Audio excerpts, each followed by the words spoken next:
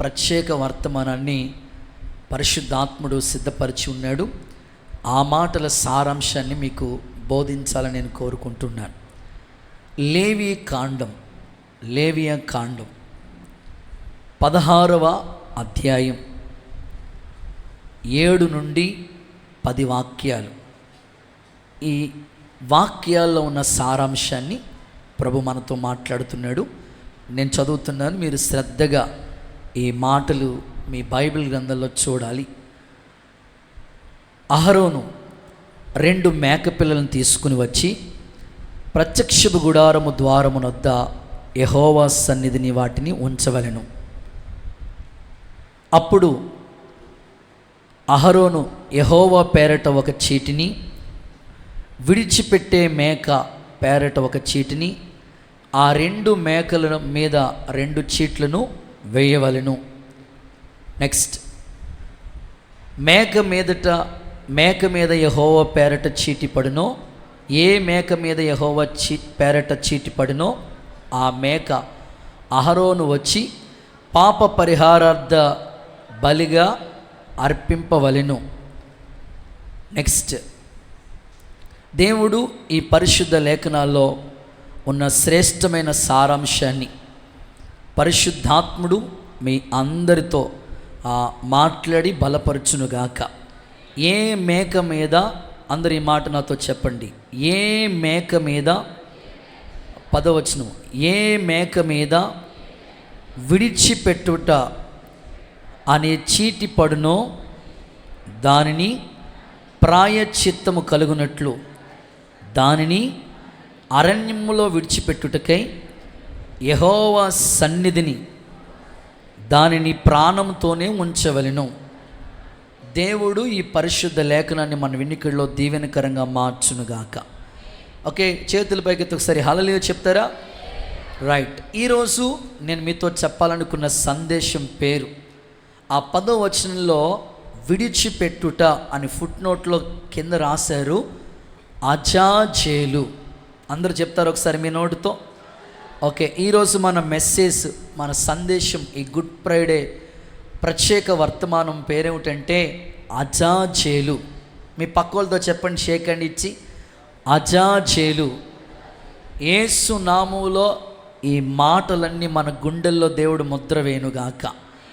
ఇది పాత నిబంధన చరిత్రలో గ్రంథంలో రాయబడిన, గ్రంథస్థం చేయబడిన మాటలు.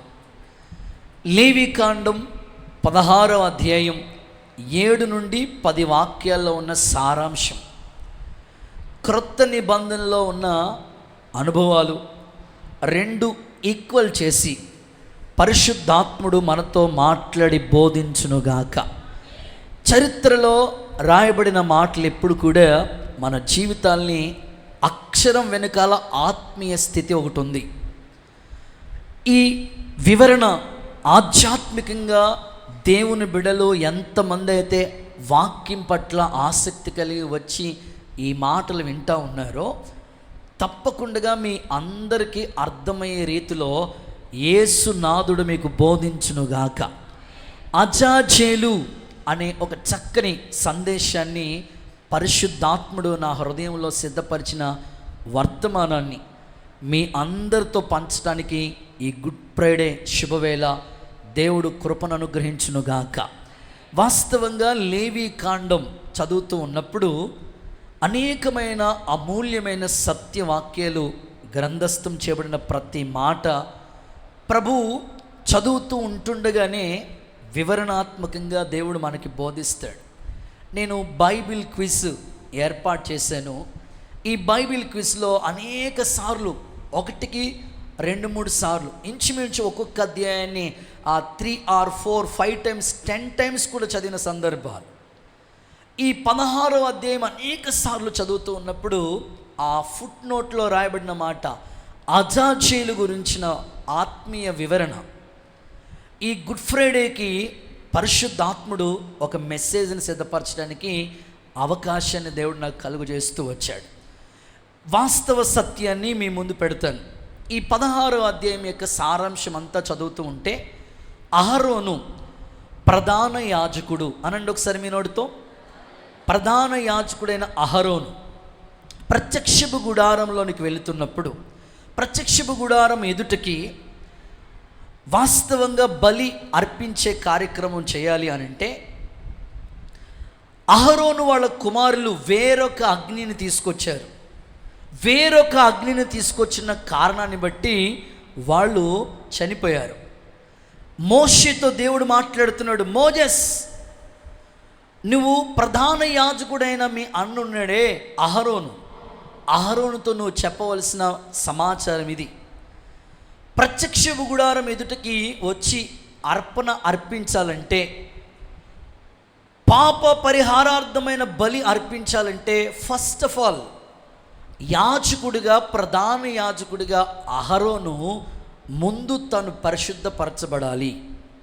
అందుకోసం తన నిమిత్తమై ఒక కోడిని, ఒక క్రొవ్విన దూడను బలి అర్పించి ఆ తర్వాత తను తాను పరిశుద్ధపరుచుకున్న తర్వాతనే ఇశ్రాయేలీయుల యొక్క పాప పరిహారార్థం నిమిత్తమై కార్యక్రమం ఒకటి ఉంది, ఆ కార్యక్రమాన్ని చేయండి అని దేవుడు మోషేతో చెప్తే మోషే అహరోనుకి సెలవిచ్చినాడు. వాస్తవంగా ఎవరైనా సరే, ఒక యాజకుడు, సేవ చేస్తున్న సేవకులమైన మేము ఈ బలిపీఠం ఎదుట నిలబడి దేవుని వాక్కులు ప్రకటించాలంటే ఫస్ట్ మమ్మల్ని మేము పరిశుద్ధపరచుకోవాలి, మమ్మల్ని మేము శుద్ధి చేసుకోవాలి. మా ఆత్మీయ జీవితాన్ని దేవుని బలిపీఠం ఎదుట సంపూర్ణ శుద్ధీకరించబడాలి. ప్రధాన యాజకుడైన అహరోను మొదట బలి అర్పించే ముందు మొదట తనను తాను పవిత్రపరచుకున్నాడు. ఒక కోడి దూడను బలి అర్పించాడు. సో తను పవిత్రపరచుకున్న తర్వాతనే ఇశ్రాయేలు యొక్క పాప పరిహారార్థం గురించి ఆలోచిస్తూ ఉన్నాడు. నిజమే, ప్రస్తుత దినాల్లో సేవకులు చాలా అగ్ని జ్వాలలుగా దేవుని చేతిలో వాడబడుతున్న ప్రతి దైవజనుడు కూడా బలిపీఠం ఎదుట నిలబడి ఒక సందేశాన్ని బోధించాలంటే, ప్రజలకి ప్రకటించాలంటే ఫస్ట్ సేవకులుగా యాజక ధర్మాన్ని జరిగిస్తున్న మేము మొదట పవిత్రపరచబడాలి. అప్పుడే ఇతరుల్ని పవిత్రతలోనికి నడిపించడానికి అవకాశం ఉంటుంది. కనుకన మొదట మేము ఈ ఉపవాస ప్రార్థన కొడికలో మొదట మేము ఉపవాసం ఉండి, మొదట మేము శుద్ధి చేయబడి దేవుని ఎదుట సంఘాన్ని పవిత్రపరచడానికి అన్ని విధాలుగా దేవుడు కృపచూపును గాక. సో ఈ అహరోను ఎప్పుడైతే తన నిమిత్తం, తన ఇంటోళ్ళ వాళ్ళ నిమిత్తం ఒక బలి కార్యక్రమాన్ని, పాప పరిహారార్థ బలిని సమర్పించి ఎలాగైతే ప్రాయశ్చిత్తం చేశాడో, సేవకులుగా మేము కూడా అదే విధంగా మమ్మల్ని మేము పరిశుద్ధపరచుకుని ప్రజల్ని పరిశుద్ధతలోనికి నడిపించడానికి ఇష్టపడుతూ ఉన్నాం. ఇప్పుడు ఇశ్రాయేలు యొక్క సర్వ సమాజానికి పాప పరిహారార్థ బలి నిమిత్తమై ఒక థీమ్, ఒక నిర్ణయాన్ని, ఒక ఇన్ఫర్మేషన్ని దేవుడు అహరోనుకి తెలియచేశాడు. ఆ మాటలు అహరోను తన క్రియల్లో చేస్తూ ఉన్నాడు. ఏంటి అనంటే, ఇప్పుడు పాప పరిహారార్థ బలి కార్యక్రమం జరగాలి అనంటే 2 విధాలుగా ఆ కార్యాన్ని ప్రారంభిస్తూ ఉన్నాడు. ఏం చేస్తున్నాడంటే 2 మేక పిల్లలను తీసుకొచ్చాడు. చేతులెత్తి హల్లెలూయా చెప్తారు ఒకసారి.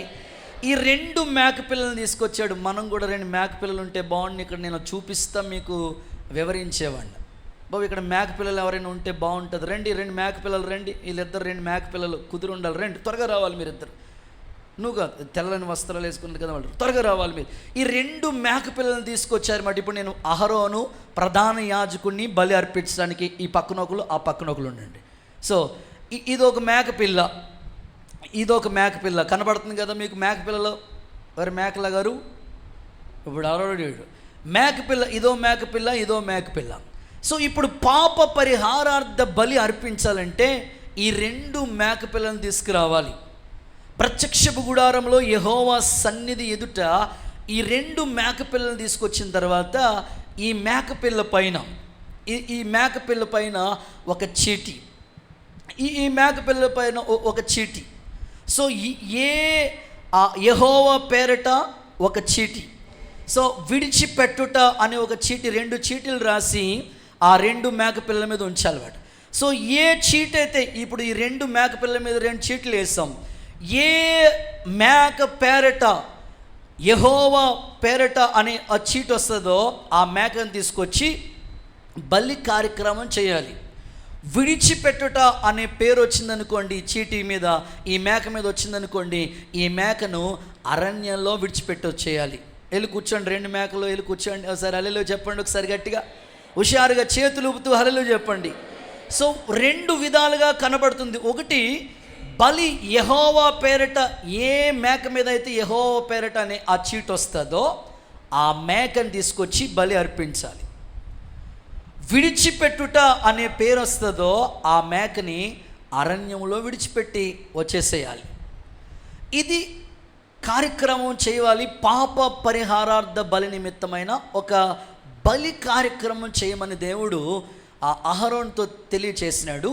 అహరోను ఆ విధంగా చేసినాడు. ఇప్పుడు నేను సబ్జెక్టులోనికి, ఇది ఒక పాత నిబంధనలో జరిగిన ఒక సంభవం, ఒక సందర్భం. దీన్ని క్రొత్త నిబంధనలోకి తీసుకొచ్చి ఇది యేసుక్రీస్తు ప్రభు ఎలాగ ఈ కార్యాన్ని నెరవేర్చాడో మీతో మాట్లాడతా. చేతులు ఊపుతూ ఒకసారి హల్లెలూయా చెప్తారా? చూడండి, 2 మేకలు తీసుకోవాలి, చీటీలు వేయాలి. మనకు కూడా చిన్నప్పుడు చీట్లు వేసే పద్ధతి ఉంటుంది కదా. ఆ చీటు యెహోవా పేరట ఏ మేకను వస్తుందో ఆ మేకను తీసుకొచ్చి బలి అర్పించాలి. ఇంకొక మేక పైన విడిచిపెట్టడానికి పేరు వచ్చిందనుకోండి, తీసుకెళ్ళి అరణ్యాలకు తీసుకెళ్ళిపోయి విడిచిపెట్టేసేయాలి.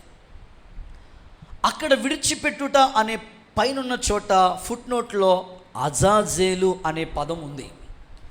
చూడండి, ఈ 2 సందర్భాల్లో ఉన్న సారాంశం ఒకటే. ఈ మేక పిల్ల ఎవరో కాదు, మనం ఆరాధించే, మన కోసం బలి అయిపోయిన యేసుక్రీస్తు ప్రభువుకి ముంగుర్తుగా ఉన్నది. పాత నిబంధన ఛాయ, పాత నిబంధనంత నీడైతే క్రొత్త నిబంధనలో యేసయ్య ఆ పుణ్య కార్యాన్ని నెరవేర్చాడు. ఈ మేకను ఎలాగైతే బలి అర్పించారో, ఒక మేక పైనేమో యెహోవా పేరట అనే చీటు వస్తే ఆ మేకను తీసుకొచ్చి బలి అర్పించాలి. ఈ బలి అర్పించబడిన మేక యేసుక్రీస్తు ప్రభు యొక్క సిలువ త్యాగం. యేసుక్రీస్తు ప్రభు యొక్క సిలువ త్యాగానికి గుర్తుగా ఉన్నది ఈ మేక. ఏ మేకనైతే బలి అర్పించారో అది యేసుక్రీస్తు ప్రభు యొక్క సిలువ త్యాగానికి గుర్తుగా ఉంది. మరి విడిచిపెట్టారు కదా ఇంకొక మేక, ఆ విడిచిపెట్టిన మేక యేసుక్రీస్తు ప్రభు యొక్క పునరుద్ధానానికి గుర్తుగా ఉన్నది. ఈ 2 మేకలు బలి అయిన ఆ మేక యేసు ప్రభు యొక్క సిలువ త్యాగం, అరణ్యానికి విడిచిపెట్టబడిన మేక యేసుక్రీస్తు ప్రభు యొక్క పునరుద్ధానానికి గుర్తుగా ఉన్నది. ఈ 2 కూడా యేసుక్రీస్తు ప్రభుకి ఈ మేకలు గుర్తుగా ఉన్నాయి. బ్రదర్, ఎలా చెప్పగలుగుతారు మీరు అని అంటే, వాక్య ఆధారం లేకుండా నేను ఏమీ చెప్పను.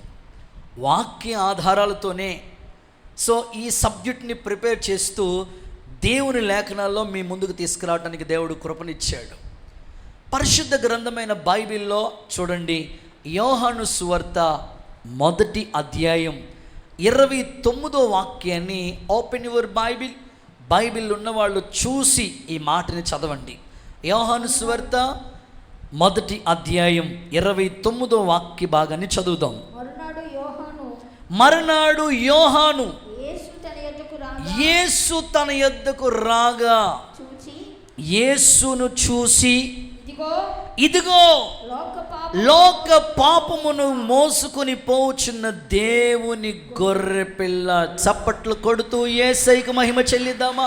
ఇదిగో లోక పాపమును మోసుకుని పోయే దేవుని గొర్రె పిల్లని యేసు ప్రభుని యోహాను పరిచయం చేస్తున్నాడు. బైబిల్లో పాత నిబంధన గ్రంథంలో గొర్రెపిల్ల, కోడిపిల్ల, మేకపిల్ల, ఇవన్నీ కూడా కొన్ని జంతువుల్ని బలి అర్పించిన ఇవన్నీ కూడా యేసుక్రీస్తు ప్రభుకి ముంగుర్తుగా ఉన్నాయి. ఇదిగో లోక పాపముని మోసుకుని పోతున్న దేవుని గొర్రెపిల్ల అని యేసు ప్రభుని యోహాను ఎలా పరిచయం చేస్తానంటే, ఇదిగో దేవుని గొర్రెపిల్ల, ఇదిగో ప్రభువు అని యేసు ప్రభుని లోక పాపముని మోసుకుని పోయే దేవుని గొర్రె పిల్లగా యేసు ప్రభుని పరిచయం చేస్తూ ఉన్నారు. నిజంగా ఈ పాత నిబంధన గ్రంథంలో లేవీకాండం 16వ అధ్యాయంలో జరిగిన సంభవం క్రొత్త నిబంధనలోకి వచ్చినప్పటికీ యేసయ్య సిలువ త్యాగంలో నెరవేర్చాడు. ఆ నెరవేర్పు పరిశుద్ధాత్ముడు మీ అందరికీ అర్థమయ్యే రీతిలో ప్రతి మాట యేసు నామములో బోధించునుగాక. గట్టిగా చెప్పండి ఆమేన్.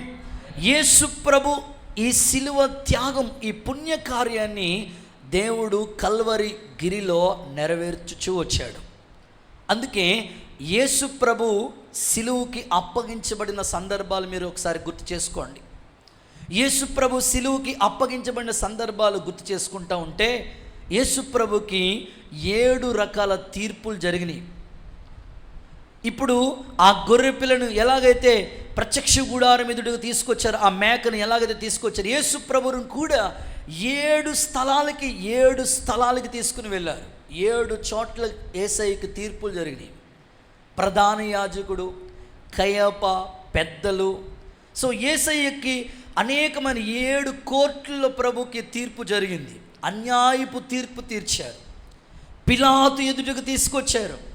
పిలాతు ఎదుటికి తీసుకొచ్చినప్పుడు పిలాతు అంటాడు, నిజంగా ఈయన నీతిమంతుడే. పిలాతు భార్య చెప్తుంది, ఈయన నిజంగా నీతిమంతుడే. కానీ వాళ్ళందరూ గుమ్ముగూడి అంటున్నారు, ఈ పండుగలో మేము ఈ ఖైదీని విడుదల చేయాలి. నిజంగా ఈ పండుగలో ఈ ఖైదీని విడుదల చేయాలి. బరబ్బాను విడుదల చేయండి. యేసును మరి ఏం చేయమంటావు? యేసయ్యను సిలువ వేయండి. బరబ్బాను విడుదల చేయండి, యేసు ప్రభుని సిలువ వేయండి అని వాళ్ళు కేకలు వేస్తే వాళ్ళ కేకలే గెలిచాయి. యేసు ప్రభుని సిలువకి అప్పగించారు. యేసు ప్రభుని సిలువకి అప్పగించినప్పుడు గొల్గతా కొండపై సిలువలో ఆయన అద్భుతమైన ప్రాణ త్యాగాన్ని చేశాడు. ఇంకా యేసు ప్రభుని సిలువకి అప్పగించబడుతున్నప్పుడు కురేనీయుడైన సీమోను ఆ సిలువని మోసుకుంటా వస్తూ ఉన్నాడు. ఇంకా యేసు ప్రభు యొక్క వస్త్రాలు పీకి ముఖం మీద పిడిగుద్దులు గుద్ది ఆ ముఖం మీద ఉమ్ము వేసి ఆయన శరీరం నాగలో చాలవలే దున్నబడినట్లుగా 1 తక్కువ 40 కొరడా దెబ్బలు భరించి వచ్చాడు. నిజంగా యేసు ప్రభు ఇదిగో లోక పాపమును మోసుకుని పోయే దేవుని గొర్రె పిల్లగా ఇక్కడ ఈ మేకని ఎలాగైతే బలి అర్పించారో అలాగే యేసు ప్రభు మనందరి కొరకు గొల్గతా కొండపై సిలువలో తన ప్రాణాన్ని త్యాగం చేసిన ప్రేమమూర్తి ఆయనే. గొప్ప దేవుడు, ఆయన పేరు యేసు. దేవునికి స్తోత్రం కలుగునుగాక. ఇదిగో లోక పాపముని మోసుకుని పోయే దేవుని గొర్రె పిల్లగా యేసుక్రీస్తు ప్రభు సిలువలో తన ప్రాణాన్ని బలి అర్పించాడు. ఇంత గొప్ప త్యాగము యేసయ్య చేశాడు. ఆ మేకని ఎలాగైతే తీసుకొచ్చి ఆ బలిపీఠం దగ్గర, ఆ ప్రత్యక్ష గుడారం దగ్గర పాప పరిహారార్థ బలిగా అర్పించారో యేసయ్య కూడా సిలువలో మనందరి కొరకు బలి అయిపోయాడు. సో ఈ విషయాన్ని పరిశుద్ధాత్ముడు మీ అందరికీ అర్థమయ్యే రీతిలో పూర్తిగా సంపూర్ణంగా బోధించునుగాక. ఒకసారి కుడి చేతుల పైకెత్తి అందరూ హల్లెలూయా అని చెప్తారా? ఇంకా గట్టిగా చెప్తారా? చేతులు ఊపుతూ హల్లెలూయా.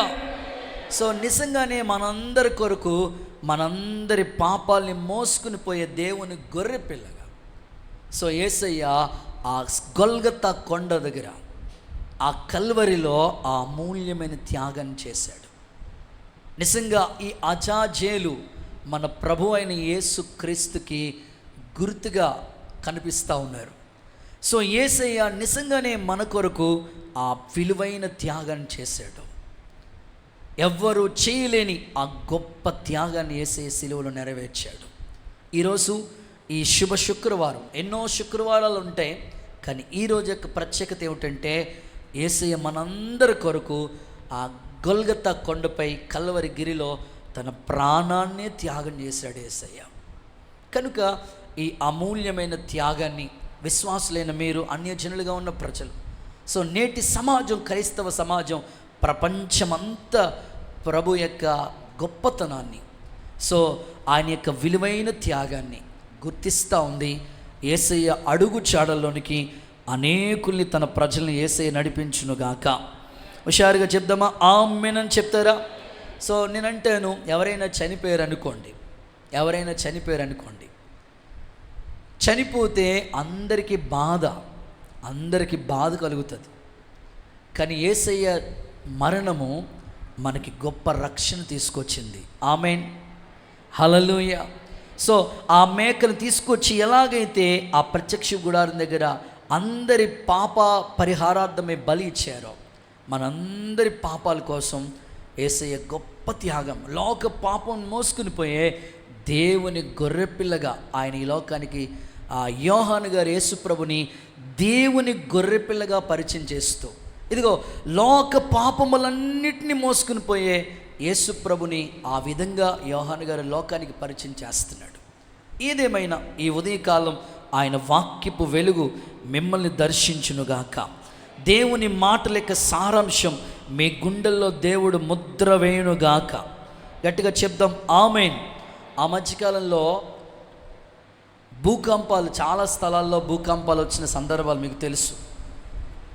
భూకంపం వస్తే ఈ చాలా మంది ఆ ఇళ్ళు పాడైపోయి ఉంటే, ఆ త్రవ్వకాల్లో చాలా ఇళ్ళు ధ్వంసం అయిపోయి ఉంటే, ఆ ప్రొక్లైన్ తీసుకుని వచ్చి ఒక్కోటి కూడా తీస్తూ ఉన్నారంట. కొన్ని ఎటు కాకుండా పడిపోయి ఉన్నవి, చాలా నష్టం కలిగింది. కొంతమంది మనుషులే వాటిని బాగా పాడైపోయి ఉంటుంటే తీసేస్తూ ఉన్నారంట. తీసేస్తూ ఉంటుంటే ఒక తల్లి, సో ఆ తవ్వకాల్లో ఈ యొక్క భూకంపాలు కొన్ని శిథిల స్థితికి వచ్చేసిన కొన్ని ఉంటాయి కదండి ఈ రాళ్ళు. సో అందులో ఒక తల్లి బాగా శవం కనబడి ఉంటుంటే వాళ్ళు తీస్తూ ఉన్నారంటే, ఇలా తీస్తూ ఉంటుంటే ఏంటో ఒక శవం కనిపించింది. ఒక తల్లి, ఒక 40 ఏళ్ల వయసు ఉంటుంది ఒక తల్లి. ఆ యొక్క భూకంపంలో వచ్చి ఎట్లాగైతే మొత్తం ధ్వంసమైపోయినాయో అందులో ఒక తల్లి బాగా ఉండిపోయింది అన్నమాట. సో వాళ్ళు చూసుకుని అవన్నీ తీస్తూ ఉంటుంటే కొంచెం ఇలా తీసినప్పటికీ ఆ తల్లి ఆ శవం కనబడుతుంది. సరేలే ఈ శవం తీసేద్దామని ఇలా అంటున్నప్పటికీ దగ్గరకు చూస్తే ఒక చిన్న పాపను ఎత్తుకుని ఆ తల్లి అలాగే ప్రాణం విడిచిందండి.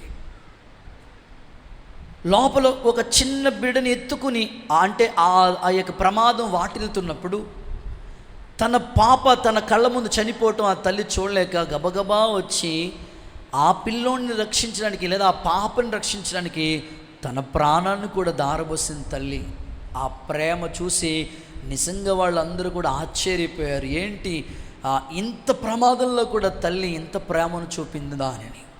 నేనంటాను, ఒక తల్లికే ఇంత ప్రేమ ఉంటే నిన్ను సృష్టించిన, నీ కోసం ప్రాణం పెట్టిన దేవుడు ఎంత త్యాగమూర్తిగా ఉన్నాడు, ఎంత గొప్ప త్యాగము ప్రభు చేశాడు అనే విషయాన్ని నీకు ఈ ఉదయకాలం అర్థమయ్యే రీతిలో యేసునాథుడు బోధించునుగాక.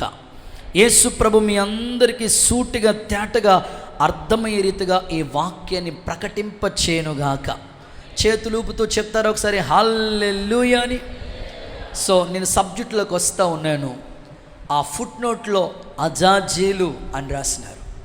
అజాజేలు అక్కడ ఒక మేక. సో అది ప్రభువైన యేసుక్రీస్తుకి ముంగుర్తుగా ఉన్నది. ఈ అజాజేలు అనే పదం, లేదా ఆ అజాజేలు అనే మాట బైబిల్లో ఇక్కడ తప్ప ఇంకెక్కడ మనకు కనిపించదు. ఒక లేవీకాండం 16వ అధ్యాయంలోనే మనకు కనిపిస్తుంది, ఇంకెక్కడ సో దాని గురించి మనకు వివరాలు కనిపించవు. కానీ ఆత్మీయంగా ఈ అధ్యాయంలోంచి కొన్ని విలువైన మాటలు మీకు చెప్తాను. ఈ అజాజేలు చేసిన కొన్ని కార్యాలు, లేకపోతే ఈ అజాజేలు యొక్క ప్రాముఖ్యత, ఈ అజాజేలు ఎట్లాంటి కార్యాలు చేసిందో, ఈ మేక యేసుక్రీస్తు ప్రభుకి గుర్తుగా ఉన్నారు కనుక ఎలాంటి కార్యాలు చేసిందో, ప్రభువు కూడా సిలువలో ఎలాంటి కార్యాలు చేశాడో ఒక్క 3 మాటలు. సో 3 మాటలు, ముచ్చటగా 3 మాటలతో ఈ సందేశాన్ని ముందుకు కొనసాగించాలని నేను కోరుకుంటున్నాను. ఈ అజాజేలు చేసిన కార్యాలు ఏంటి? సో మీకు చెప్పాను, ఈ అజాజేలు పాప పరిహారార్థం నిమిత్తమే తీసుకొచ్చి బలి అర్పించారు. సో యేసయ్య కూడా లోక పాపమును మోసుకుని పోయి దేవుని గొర్రెపిల్లగా ప్రత్యక్షమయ్యాడు. సో ఈ అజాజేలు చేసిన కార్యాలు ఏంటో ఒక 3 మాటలు క్లుప్తంగా మీకు చెప్పడానికి ఇష్టపడుతున్నాను. చదవండి. మొదటి మాట, లేవీకాండం 16వ అధ్యాయం. లేవీకాండం 16వ అధ్యాయం 21, 22 వాక్యాలు చదవగా విందాం. లేవీకాండం 16వ అధ్యాయం 21, 22 వాక్యాలు చదువుదాం. అప్పుడు అహరోను సజీవమైన ఆ మేక తల మీద 2 చేతులుంచి ఇశ్రాయేలీయుల పాపములన్నీ, వారి దోషములన్నీ, వారి అతిక్రమాలన్నీ దాని మీద ఒప్పుకుని మోపి, అది ఆ మాటికి చేయండి, మోపి తీసుకెళ్ళాలి. 22, ఆ మేక వారి దోషములన్నిటినీ ఆ ఎడారి దేశమును భరించిపోవుటకు అరణ్యములో ఆ మేకను విడిచిపెట్టాలి. సో టిక్ చేసుకోవాల్సిన 22వ మాట, 22వ వచనం, ఆ మేక వారి దోషములన్నిటినీ భరించి.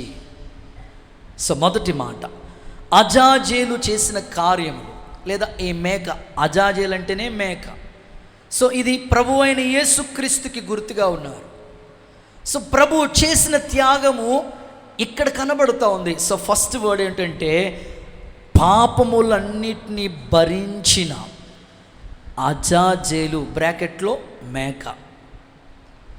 పాపములన్నిటినీ భరించిన అజాజేలు, పాపములన్నిటినీ భరించిన మేక. సో యేసయ్య కూడా మనందరి పాపాలని భరించాడు ఆయన. ఇప్పుడు అహరోను చేయవలసిన పని ఏంటో తెలుసా? ఇశ్రాయేలీయుల అందరి పాపములు ఆ మేక మీద మోపారంట. హలో, నా వైపు చూస్తూ మీరు ఈ మాటలు వినాలి. ఇశ్రాయేలీయులందరి పాపాలు ఆ మేక మీద మోపారట. ఆ మేకను అరణ్యానికి తీసుకుని వెళ్ళిపోయారంట.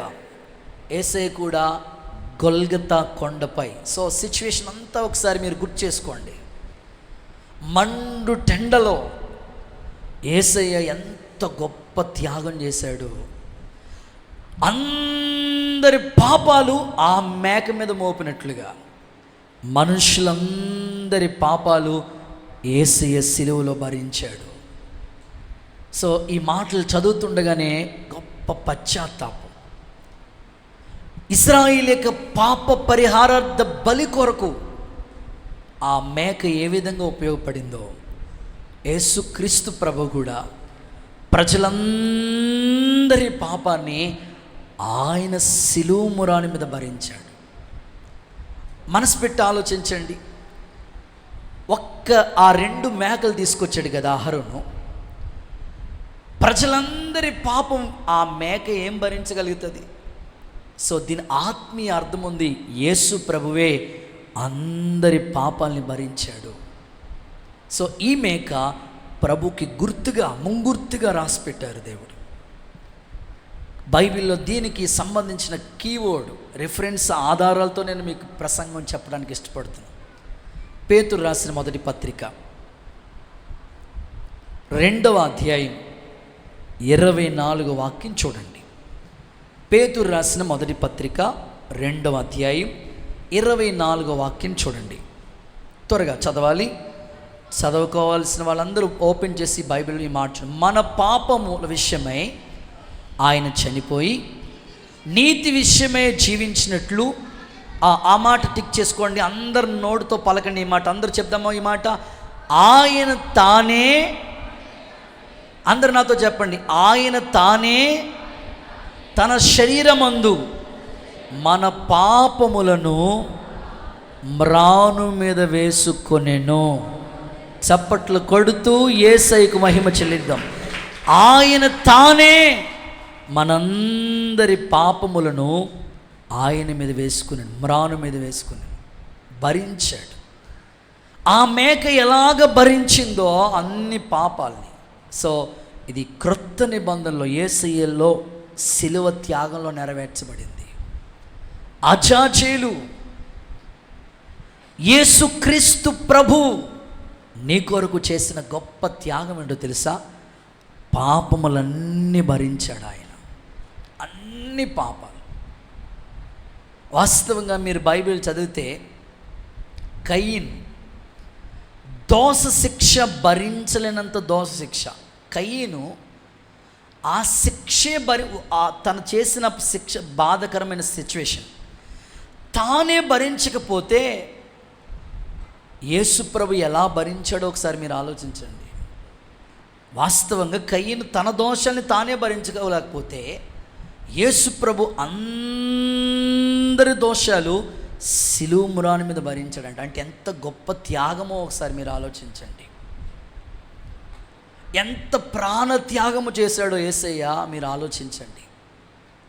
సో అందరి కోసం బలి అయిపోయిన గొప్ప ప్రేమమూర్తి, కరుణా సంపన్నుడు, అందరి కొరకై ఆ శిలువ మ్రాను మీద భరించిన ప్రేమమూర్తి, నిజమైన అజాజేలు మనం ఆరాధించే యేసుక్రీస్తు ప్రభువే. దేవునికి మహిమ కలుగును గాక. ఈ గుడ్ ఫ్రైడే శుభ శుక్రవారం ఆయన పాద సన్నిధికి వచ్చిన మీ అందరితో ప్రభు మాట్లాడుతున్నాడు. ఆ మేక ఎలాగ భరించిందో నేను కూడా సిలువలో మీ అందరి పాపాలని భరించాను, సిలువ మ్రాను మీద భరించాను, సిలువ త్యాగాన్ని చేశానని నీకు దేవుడు గుర్తు చేస్తూ ఉన్నాడు. హెబ్రీయులకు రాసిన పత్రిక 9వ అధ్యాయం 28వ వాక్యం చూడండి. హెబ్రీయులకు రాసిన పత్రిక 9:28. అలాగునే క్రీస్తు కూడా అనేకుల పాపములను భరించుటకు ఒక్కసారే అర్పించబడి. అబ్బా, ఎంత చక్కగా రాశాడండి పౌలు గారు. క్రీస్తు కూడా అనేకుల పాపములు భరించుటకు ఒక్కసారి అర్పించబడి. ఆ మేక ఎలాగ అర్పించబడిందో యేసుక్రీస్తు ప్రభు కూడా ఒక్కసారి సిలువలో అర్పించబడ్డాడు. బైబిల్ ఎలా చెప్తుంది కదా, క్రీస్తు మిమ్మల్ని ప్రేమించి మీరు పరిమళ సువాసనగా ఉండినట్లు ప్రభు మనల్ని బలిగా అర్పణగా మన కోసం అప్పగించుకున్నాడు, అర్పించుకున్నాడు. సో నిజమైన అజాజేలు మనం ఆరాధించే యేసుక్రీస్తు ప్రభువు. ఆ మేక తలపైన ఇశ్రాయేలీయుల అందరి పాపాలు అహరోను ఎలాగైతే మోపి బలి అర్పించాడో మోపాడో అలాగే యేసుక్రీస్తు ప్రభు కూడా అందరి పాపాలు శిలువ మ్రాను మీద భరించాడు. నువ్వు పొందవలసిన శిక్ష. అందుకే చూడండి, యేసయ్య సిలువ వేస్తున్నప్పుడు, యేసయ్యని సిలువ వేస్తున్నప్పుడు 5 విధాలుగా తలపైన మొండ్ల కిరీటం ఎందుకు పెట్టారు తెలుసా? మనం తలంపుల్లో చేసిన పాపం ఆయన భరించాడు. చేతుల్లో మేకులు, ఈ చేతిలో ఒక మేకు, ఈ చేతిలో ఒక మేకు దిగ్గొట్టారు. సో చేతుల ద్వారా చేసిన పాపాన్ని ఆయన శిలువ మ్రాను మీద భరించాడు. నెక్స్ట్, కాళ్ళల్లో మేకులు, కాళ్ళు ద్వారా అంటే ఎల్లకూడని స్థలాలకు వెళ్ళి చేసిన పనుల ద్వారా ఆయన ఆ పాపాన్ని భరించాడు. అది సరిపోక ప్రక్కలో అంటే హృదయం ద్వారా చేసిన, హృదయం అన్నిటికన్నా ఘోరమైన వ్యాధి గల, అందుకే ప్రక్కలో బల్లిమిచ్చి పొడిచినప్పుడు నీళ్లు రక్తము కారినట్లుగా బైబిల్ చెప్తోంది. సో మీ ఆత్మీయ జీవితాన్ని ఒక్క మాటలో అన్వేషింప చేయాలంటే మనందరి పాపాలని యేసయ్య ఆ సిలువలో మ్రాను మీద భరించాడు. దేవునికి స్తోత్రం. శాపగ్రస్తమైన ఆ సిలువను ఆయన భరించాడు. నిజమైన అజాజేలుగా ప్రభు మన పాప శిక్షను ఆయన భరించాడు. యేసుక్రీస్తు నామములో నువ్వు పొందవలసిన శిక్షను ఆయన సిలువలో కొట్టివేశాడు. దేవునికి స్తోత్రం కలుగునుగాక. గట్టిగా చెప్దాం ఆమేన్ అంటారు ఒకసారి. ఇంకొక మాట కూడా దీనికి అనుబంధంగా ప్రతి మాటకి నేను రిఫరెన్స్ ఆధారాలతో మీకు చెప్తున్నాను. యెషయా గ్రంథం 53వ అధ్యాయం 5వ వాక్యం 11వ వాక్యం 2 వాక్యాలు చదువుదాం. మన అతిక్రమ క్రియలను బట్టి అతడు గాయపరచబడెను, మన దోషాలను బట్టి నలగొట్టబడిను, సమాధానార్థమైన శిక్ష ఆయన మీద పడ్డది. ఆ మేకను ఎలాగైతే తీసుకొచ్చి అందరు పాపాలు మోపారో, సమాధానార్థమైన శిక్ష యేసయ్య శిలువలో మన కొరకు భరించాడు. అబ్బా, పరిశుద్ధాత్ముడు ఎంత వివరంగా రాయించాడండి. మీరు 11వ వచనం కూడా చదవండి.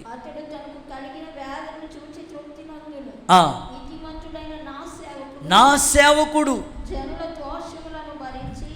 యేసు ప్రభు మనందరి దోషాల్ని భరించి, చూడండి అక్కడ మాట చూస్తే, జనుల దోషమును భరించి అనేకుల్ని నిర్దోషులుగా చేశాడు గొప్ప దేవుడు. ఈ నిజమైన అజాజేయుడు ఆరాధించే యేసుక్రీస్తు ప్రభు మనందరి పాప శిక్షను ఆయన భరించి సిలువలో గొప్ప పుణ్య కార్యం చేశాడు. మనం పొందవలసిన శిక్ష ఆయన భరించి మనకి గొప్ప విడుదల ఇచ్చాడు. ఇదే మిక్కిలి అనుకూల సమయం, ఇదే రక్షణ దినం. ఇంత గొప్ప రక్షణను నిర్లక్ష్యం చేస్తే శిక్ష ఎలాగూ తప్పించుకుంటావు. కనుక గొప్ప త్యాగం చేసిన దేవుడు ఇక రక్షణ అనే కార్యాన్ని ప్రభు నీకు ఇచ్చాడు. ఇంకా రక్షణ పొందకుండా నువ్వు ఉండొద్దు. సిలువ దర్శనాన్ని పొందుకుని కూడా, సిలువ త్యాగం నీకు అర్థమయ్యి కూడా ఇక రక్షణ పొందుకోకుండా నువ్వు మిగిలిపోవద్దు. నీ దోష శిక్ష అంతా కూడా ఆయన భరించేశాడు. సమాధానార్థమైన శిక్ష ఆయన మీద పడ్డది. నువ్వు పొందాలి వాస్తవంగా, కానీ ఆయన భరించాడు. కొన్నిసార్లు అంటూ ఉంటారు, మన ఇంట్లో 2 పిల్లలు ఉంటే ఒక్కడు కుదురుండడు, తల్లిదండ్రుల్ని కుదురును ఉండనేవారు. వాళ్ళ అమ్మ అంటుంది, అయ్యి బాబు వీడిని భరించలేకపోతున్నాను పాస్టర్ గారు, తీసుకెళ్ళిపోండి. ఒక్క పిల్లోనే నువ్వు భరించలేకపోతే, వాడు అల్లరి చిల్లరగా చేసే ఆ చిన్న పనులు భరించకపోతే, యేసు ప్రభు సిలువలో నీ పాపాన్ని ఎలాగ భరించాడో ఒకసారి ఆలోచించు. కొన్నిసార్లు భర్త మారని భర్తను బట్టి భార్యలు అంటూ ఉంటారు, ఈ భర్తను నేను భరించలేకపోతున్నాను పాస్టర్ గారు. నేను బాధ పెడుతున్న భర్తనే నువ్వు భరించలేకపోతే యేసు ప్రభు అందరి పాపాలను ఎలాగ భరించాడో ఒకసారి ఆలోచించు. సమాధానార్థమైన శిక్ష ఆయన భరించాడు, దోష శిక్ష ఆయన భరించాడు నిన్ను నిర్దోషులుగా చేయటం కొరకు. సో నిజమైన గొప్ప త్యాగం యేసయ్య శిలువలో చేసి మనందరికి రక్షణ అనే భాగ్యాన్ని ఇచ్చి వెళ్ళిపోయాడు ఆయన. ఇప్పుడైనా సరే నీ మనసులో ఇంకా మార్పు రాకపోతే, ఇంకా నువ్వు కఠినుడిగా ఉంటే, దేవుడు ఈ సిలువ త్యాగం ద్వారా ఈ విషయాన్ని నువ్వు గ్రహించినట్లుగా చేయమని, అర్థం చేసుకున్నట్లుగా, గ్రహించినట్లుగా నీ మనోనేత్రాలు యేసు నామములో తెరవబడునుగాక. సిలువలో దొంగ గురించి మీకు చెప్తాను. యేసుప్రభుని సిలువ వేసినప్పుడు యేసుప్రభు కుడి ప్రక్కన ఒక దొంగను, ఎడం ప్రక్కన మరొక దొంగను కూడా సిలువ వేశారు. సిలువలో యేసుప్రభు ఇంత గొప్ప త్యాగం చేస్తూ ఉన్నప్పుడు ఒక దొంగ అంటున్నాడు, ప్రభువా నేను ఈ శిక్షకు పాత్రున్నే, కనుక ఒక్కసారి నీ వచ్చినప్పుడు, నీ రాజ్యంతో వచ్చినప్పుడు నన్ను జ్ఞాపకం చేసుకో. ఇంకొక దొంగ అంటున్నాడు, నువ్వు దేవుడు అయితే నువ్వు రక్షించుకుని మమ్మల్ని కూడా రక్షించవచ్చు కదా అని హేళనగా మాట్లాడినాడు. వెంటనే సిలువలో దొంగను ప్రభు జ్ఞాపకం చేసుకుని, నేడే నీవు నాతో కూడా పరదేశంలో ఉంటావు అన్నాడు. సో తన పశ్చాత్తాపాన్ని బట్టి, తన స్థితిని ఒప్పుకోవడాన్ని బట్టి వెంటనే యేసయ్య ఆ వ్యక్తికి రక్షణ భాగ్యం, లేదా దేవుని రాజ్యంలో ఒక చోటు, అవకాశాన్ని, పరదేశంలో ఉండే చోటును దేవుడు ఆ వ్యక్తికి ఇచ్చాడు. ఈ ఉదయకాలం కూడా ఈ మాటలు వింటున్న మీలో ఎన్నో సంవత్సరాల నుంచి దేవుని మాటలు వింటున్న, ఇంకా రక్షించబడకుండా ఉంటే, యేసయ్య నీ శిక్షను ఈ విధంగా భరించాడనే విషయం కూడా నువ్వు అర్థం చేసుకోకుండా ఉంటే, ఈ ఉదయకాలం దేవునితో మాట్లాడుతున్నాడు, యేసు నామములో నీ నేత్రాలు వెలిగించబడునుగాక, యేసు నామములో పశ్చాత్తాపం నీలో కలుగునుగాక. సో ఇంత గొప్ప రక్షణ అయితే నువ్వు నిర్లక్ష్యం చేయొద్దు. వైజాగ్ దగ్గర జరిగిన ఒక చిన్న సంఘటన మీకు చెప్తాను. రక్షణ గురించి ఓ చిన్న సంఘటన మీతో పంచుకోవాలనుకుంటున్నాను. వైజాగ్ పట్టణం దగ్గర కలెక్టర్ ఆఫీస్ ఉంటుంది. వైజాగ్ దగ్గర కలెక్టర్ ఆఫీస్ దగ్గర, కలెక్టర్ ఆఫీస్ సెంటర్ అన్నమాట. ఒక సహోదరుడు, ఆయన పేరు ఎలియాజర్. ప్రారంభంలో దేవుణ్ణి నమ్ముకున్న స్థితి, వివాహం వయసు వచ్చినప్పటికీ అప్పటికే ఆ దేవుని దగ్గరికి తన భార్యను బట్టి ప్రభుని తెలుసుకున్నాడు. దేవుని దగ్గరికి వెళ్తూ ఉండేవాడు, కొన్ని మాటలు వింటూ ఉండేవాడు. కానీ ఎన్నిసార్లు రక్షణ గురించిన కార్యాలు సేవకులు చెప్తున్నా సరే, రక్షణ అనే మాట మాత్రం పాస్టర్ గారు మీరు ఆ పదం ఎత్తొద్దయ్యా, బాప్తిసము రక్షణ ఈ అనుభవాలు మాకొద్దయ్యా. సో దేవుడికి అప్పుడప్పుడు మేము కానుకలు పంపిస్తూ ఉంటాం, కానీ రక్షణ అయితే మాకొద్దు అనని చెప్తా ఉండేవాడు. వాస్తవంగా తను ఎలక్ట్రికల్ వర్క్, సో ఎలక్ట్రికల్గా ఈ వర్క్ చేసుకుంటూ ఉండి తన జీవనాన్ని కొనసాగిస్తూ ఉంటుంటే, వివాహం అయిన తర్వాత తనకి కుటుంబం మెయింటెనెన్స్, ఫ్యామిలీని నడిపించడానికి ఆ ఆర్థిక సహాయం సరిపోయేది కాదు. సరే వాళ్ళ అత్తమ్మ వాళ్ళ తరపున వాళ్ళ మామయ్య అన్నాడు, సరే నీ కుటుంబాన్ని పోషించడానికి ఇబ్బందిగా ఉంది కనుక నువ్వు పని చేయి, నేను వ్యాపారం చేసుకుంటా ఉన్నాను కదా, నువ్వు కూడా వ్యాపారం చేయి అని అనుకుని వాళ్ళ మామయ్య తనకి లిఫ్ట్ ఇచ్చి ఒక చిన్న వ్యాపారం చేసుకోమని ఆ వ్యాపారం తన దగ్గరుండి ఆ వ్యాపారాన్ని ప్రారంభించడానికి ఒక అవకాశం ఇచ్చాడు. తను చిన్నగా జాంకాయల వ్యాపారాన్ని ప్రారంభించి వ్యాపారం చేసుకుంటూ పోతున్నాడు. రోజులు గడుస్తూ ఉన్నాయి. ఒకరోజు ఉదయకాలమే ఎర్లీ మార్నింగ్ 7 o'clock కల్లా, సో ఆయన వైజాగ్ ఇటు అరకు అటువైపు జాంకాయల వ్యాపారం నిమిత్తమే జాంకాయలు తీసుకొద్దామని పొద్దున్నే బయలుదేరి వెళ్తూ ఉంటుంటే ఒక భయంకరమైన యాక్సిడెంట్ జరిగింది. ఎంత భయంకరమైన యాక్సిడెంట్ అంటే చాలా భయంకరమైన యాక్సిడెంట్. ఆ యాక్సిడెంట్కి తీసుకుని ఆ బాడీని తీసుకుని ఆ హాస్పిటల్ వైజాగ్ కేజీహెచ్లో జాయిన్ చేశారన్నమాట.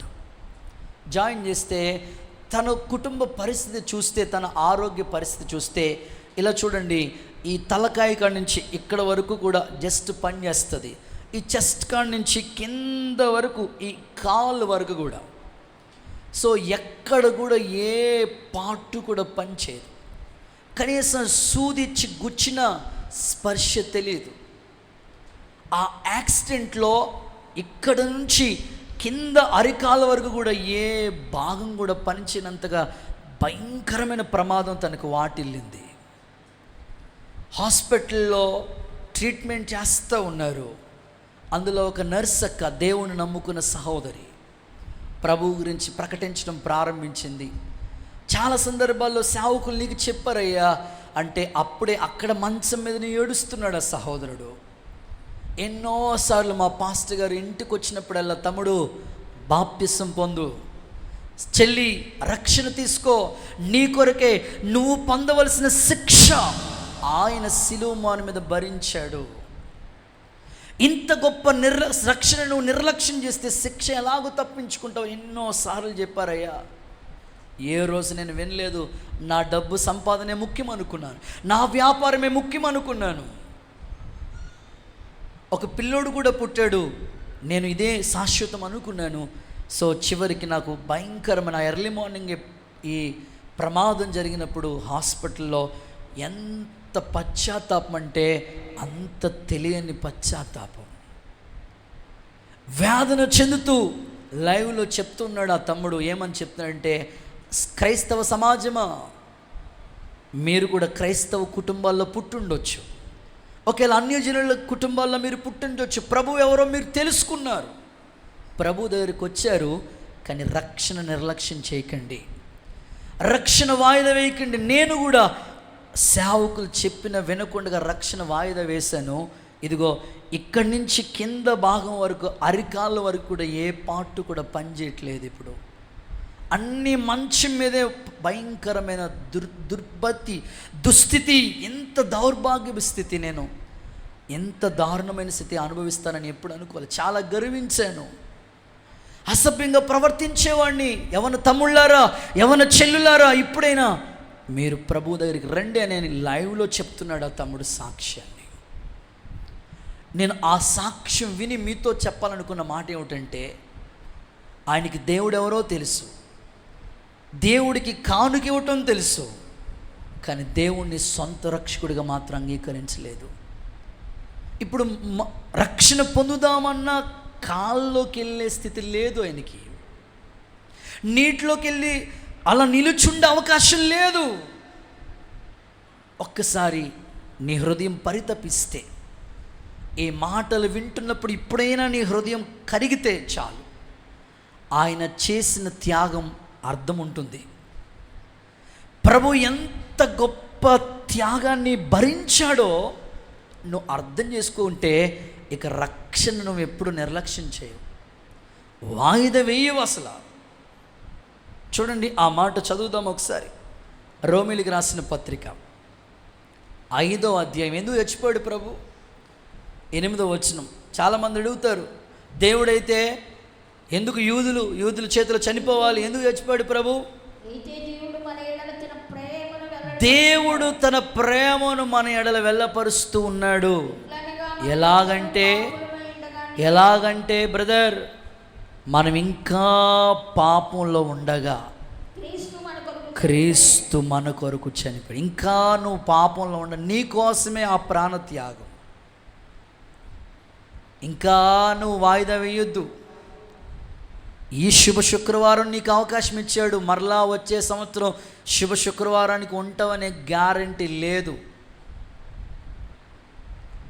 గ్యారంటీ లేదు. ఈ రోజులు అలా ఉన్నాయి. ఆయన వ్యాపారం కోసమే వెళ్ళాడు. చిన్న కొడుకున్నాడు ఆ పిల్లోడికి, ఆ చిన్న కుమారుడు ఎంత వేదన చెందుతున్నాడో, ఆ మంచం మీద బాధపడుతూ యవ్వన తమ్ముళ్ళకి దండం పెట్టి చెప్తున్నాడు. నేను అడుగుతున్నాను ఈ పూట, రక్షణ లేని వాళ్ళు ఒకసారి మీ చేతులు ఎత్తండి, మీ ముఖాలు చూడాలనుకున్నాను. మాకు ఇంకా రక్షణ లేదన్నయ్య, వెస్లన్న, జాన్ వెస్లన్న, నేను వచ్చి కూర్చుని వెళ్ళిపోతున్నాను, నాకు రక్షణ లేదు. సరిగ్గా కుడి చేతి, మీకు రైట్ హ్యాండ్, మీ కుడి చేయి పైకి ఎత్తండి. చాలామంది ఇక్కడ ఉన్నారు. 1 సరిగ్గా 2 3 4 నావై నేను ఎట్లయితే 5 6 7 8 9 10 11 12 మంది అపోస్తులు ఉన్నారు ఇక్కడ. చేతులు ఎత్తే సరే అలా చెప్పండి. సో వీళ్ళకి మనోనేత్రం వెలిగించబడి ఈ ఉదయకాలమే దేవుడు శిలువ దర్శనాన్ని అనుగ్రహించునుగాక. సో నిజమైన అజాజేలు చేసిన త్యాగం ఏంటో నీకు అర్థమయ్యేటట్లుగా ప్రభు బోధించునుగాక. నిజంగా ఇశ్రాయేలు యొక్క పాపమంతా కూడా ఆ మేక భరించినట్లు యేసయ్య శిలువలో నీ పాపమంతా కూడా భరించాడు. మన పట్ల ప్రేమ ఇంకా దినమెల్లా చేతులు చాపుతున్నాడు ఆయన. ఇక వాయిదా వేయొద్దు. సో యేసయ్య నీ కొరకు చేసిన త్యాగాన్ని నీ కుటుంబం కోసమని, నీ ఇంటోళ్ళు ఏమని అనుకుంటారో, బంధువులు ఏమని అనుకుంటారో, అస్సలు నువ్వు వాయిదాలు వేయొద్దు. కొంతసేపు కనపడి అంతలో మాయమైపోయి ఆవిరి వంటి జీవితాలు మన జీవితాలు. నిర్లక్ష్యంగా ఉండొద్దు, అశ్రద్ధ చూపకండి. సిలువలో దొంగకి ఆ అవకాశం దొరికింది, నీకు ఆ అవకాశం కూడా దొరుకుతుందో కూడా లేదో తెలియదు. ఇప్పుడు ఇదే మిక్కిలి అనుకూల సమయం. రేపేం జరుగుతుందో మనకు తెలీదు. రేపు నీది కాదు, మనం నిన్నటి వారమే అంటున్నాడు యోబు. సాగిపోయిన నీడ వంటిది మనిషి జీవితం. అస్సలు వాయిదాలు వేయకండి, అశ్రద్ధగా ఉండొద్దు. నీ పాప భారం సిలువ మ్రాను మీద భరించాడు ఆయన. యేసయ్య నీకు ముఖ దర్శనాన్ని కలుగు చేయనుగాక. గట్టిగా చెప్తారా ఆమేనని? సో ఇందులో ABC అని 3 మాటలు చెప్తాను. పాపము మనిషిని ఏ స్థితి వైపుకు తీసుకెళ్ళిపోతుంది, పాపము మనిషిని ఎటువైపుకు తీసుకెళ్ళిపోతుందో ఇందులో ABC అని 3 మాటలు చెప్తాను.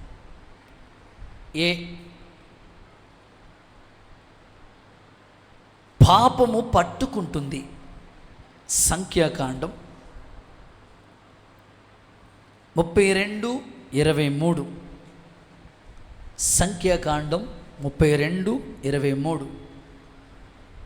మీరు అట్లు చేయని కింద వచ్చి చదవక. యెహోవా దృష్టికి పాపం చేసిన వారు అగుదురు కనుక మీ పాపం మిమ్మల్ని పట్టుకుంటుంది.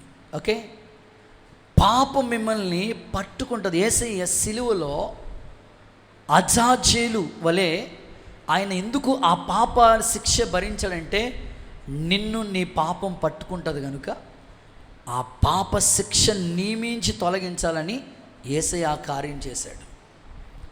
చాలామంది అనుకుంటారు, నేను చేసిన పాపం ఎవరికి తెలుసులే, పాస్టర్ గారు యాడ చూశాడులే, తల్లిదండ్రులు యాడ చూశారులే, ఫ్రెండ్స్కి తెలియదులే, తోబట్టులకి తెలియదులే, ఇంటోళ్ళకి తెలియదులే, ఎవరి కళ్ళు కప్పైనా నువ్వు ఎన్నైనా చేయి, కానీ నువ్వు చేసిన పాపం ఖచ్చితంగా నేను పట్టుకుంటుంది. బైబిల్ ఏమని చెప్తుంది తెలుసా? మనుష్యుడా, దేవుడు వెక్కిరించబడడు, ఏ విత్తనం విత్తావో అది కొయ్యాలి అన్నాడు. అందుకని ఆ పాప శిక్ష నీ మీద ఉండకూడదు. యేసయ్య తొలగించడానికే ఆయన సిద్ధంగా ఉన్నాడు. సిలువలో 6 గంటల సేపు ఎందుకు వేలాడాడు తెలుసా? నీ పాప శిక్ష ఆయన ఇంకా భరిస్తూ ఉన్నాడు. సో ఇప్పుడైనా నువ్వు దేవునికి సమీపస్తుడిగా వచ్చి నీ పాపాన్ని విడిచిపెడితే చాలు. సో ఇంకా నువ్వు ఆ పాపాన్ని విడిచిపెట్టకుండా ఉండకపోతే ఏదో ఒక రోజు నువ్వు చేసిన పాపం నిన్ను పట్టుకుంటుంది. అందుకోసం ఈ మిక్కిల అనుకూల సమయాన్ని నీకు అవకాశం ఇస్తున్నాడు దేవుడు. యేసయ్య నామం పేరిట అనేకుల హృదయాలు దేవుని వైపుకు త్రిప్పబడునుగాక. ఈ గుడ్ ఫ్రైడే శుభవేళ వాళ్ళకి సిలువ దర్శనం కలుగునుగాక. పాపము మనిషికి అవమానం తీసుకొస్తుంది. అవమానం. సంఖ్యాకాండం అయిపోయింది కదా. సామెతల గ్రంథం 14:34. సామెతలు 14:34. పాపము ప్రజలకి అవమానము తెచ్చును, నీతి జనులు ఘనతకెక్కుటకు కారణమైతే పాపము అవమానం తీసుకొస్తుంది ప్రజలకి. సో నీ పాపము ఓ పక్కన నిన్ను పట్టుకుంటుంది, మరో ప్రక్కన ఆ పాపం నీకు అవమానాన్ని తీసుకొస్తుంది. ఆ అవమానం నీకు రాకుండా యేసయ్య సిలువలో ఆయన అవమానాలు భరించాడు, ఆయన నింద భరించాడు. అందుకే ఆ అవమానాన్ని తీసేశాడు ప్రభు. ఇంకా నువ్వు పాపంలో ఉంటే ఏదో ఒక రోజు ఆ పాపం నీకు అవమానపు స్థితి, నీ తల దించుకునేటట్లుగా, తల ఎత్తుకుని తిరగవలసిన వాడు తల దించుకోవాల్సిన స్థితి రాకూడదు నీకని ప్రభు ఆయన భరించాడు. సో పాపం నీకు అవమానం తీసుకొస్తుంది, పాపం నిన్ను పట్టుకుంటా ఉంది. పాపం వల్ల వచ్చు జీతం మరణం. రోమపత్రిక 6:23 వాక్య భాగ ప్రకారం, రోమ 6:23 ప్రకారం పాపం వల్ల వచ్చు జీతము మరణము. మరణము మరణము. సో పాపము పట్టుకోవటమే కాదు, పాపం అవమానం తీసుకురావటమే కాదు, పాపం వల్ల వచ్చే జీతము మరణం. చివరికి ఆ మరణం. అందుకే ఏదైనా తోటలో ఆదాము హవ్వలు చేసిన పాప శిక్షను వాస్తవంగా ఏదైనా తోటలో వాళ్ళు ఎంతో సౌఖ్యంగా ఉన్నారు వాళ్ళు. కానీ ఎప్పుడైతే ప్రతిరోజు దేవుని మహిమగల వస్త్రాన్ని కప్పుకున్న వాళ్ళకి పాపం చేశారో ఏదైనా తోటలోంచి గెంటి వేయబడిన స్థితి, అప్పుడు దేవుడు వాళ్ళ యొక్క పాపాన్ని కప్పడం కొరకే ఏం చేశాడు తెలుసా? ఒక గొర్రె చర్మాన్ని, దేవుడు ఒక గొర్రెని వధించి ఆ గొర్రెపు చర్మంతో వాళ్ళకి చర్మపు చొక్కాలు కుట్టించాడు. అదే రక్షణ భాగ్యం. నీ ఆత్మీయ జీవితంలో కూడా ప్రభు నీవు పొందిన ఆ శిక్ష నీవు భరించుకోకూడదు, ఆయన భరించి విలువైన రక్షణ నీకు ఇచ్చాడు. యేసు నామములో ఈ మాటలన్నీ నీకు అనుబంధంగా దేవుడు మార్చునుగాక. చూడండి, ఆదికాండ గ్రంథం 3:21. ఆదికాండం 3:21.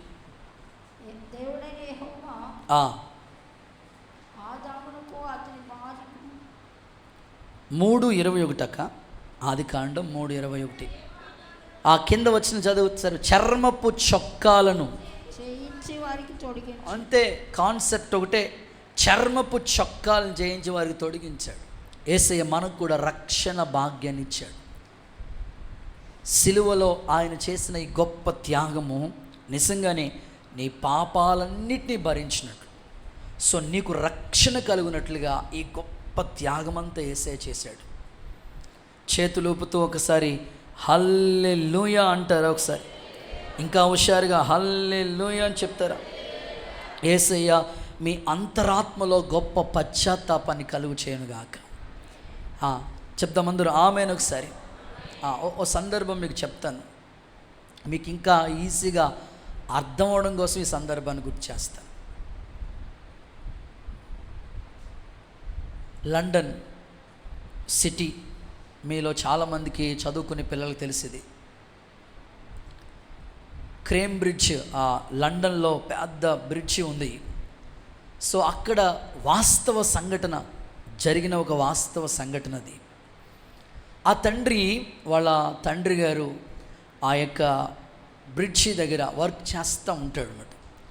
ఎట్లాంటి వర్క్ చేస్తూ ఉంటాడయ్యా అని అంటే, ఆ బ్రిడ్జి బటన్ ఇలా నొక్కితే ఆ బ్రిడ్జ్ అలా ఓపెన్ అవుతుంది. సో అప్పుడు ట్రైన్లు వెళ్తూ ఉంటాయి అన్నమాట. సో మరలా బటన్ నొక్కారనుకోండి, సో అది క్లోజ్ అవుతుంది. కింద నుంచి పడవలు వెళ్తూ ఉంటాయి అన్నమాట, షిప్ పడవలు అవన్నీ కూడా వెళ్తూ ఉంటాయి. సో అందులో ఒక వ్యక్తి, ఒక తండ్రి గారు వర్క్ చేస్తూ ఉన్నాడు.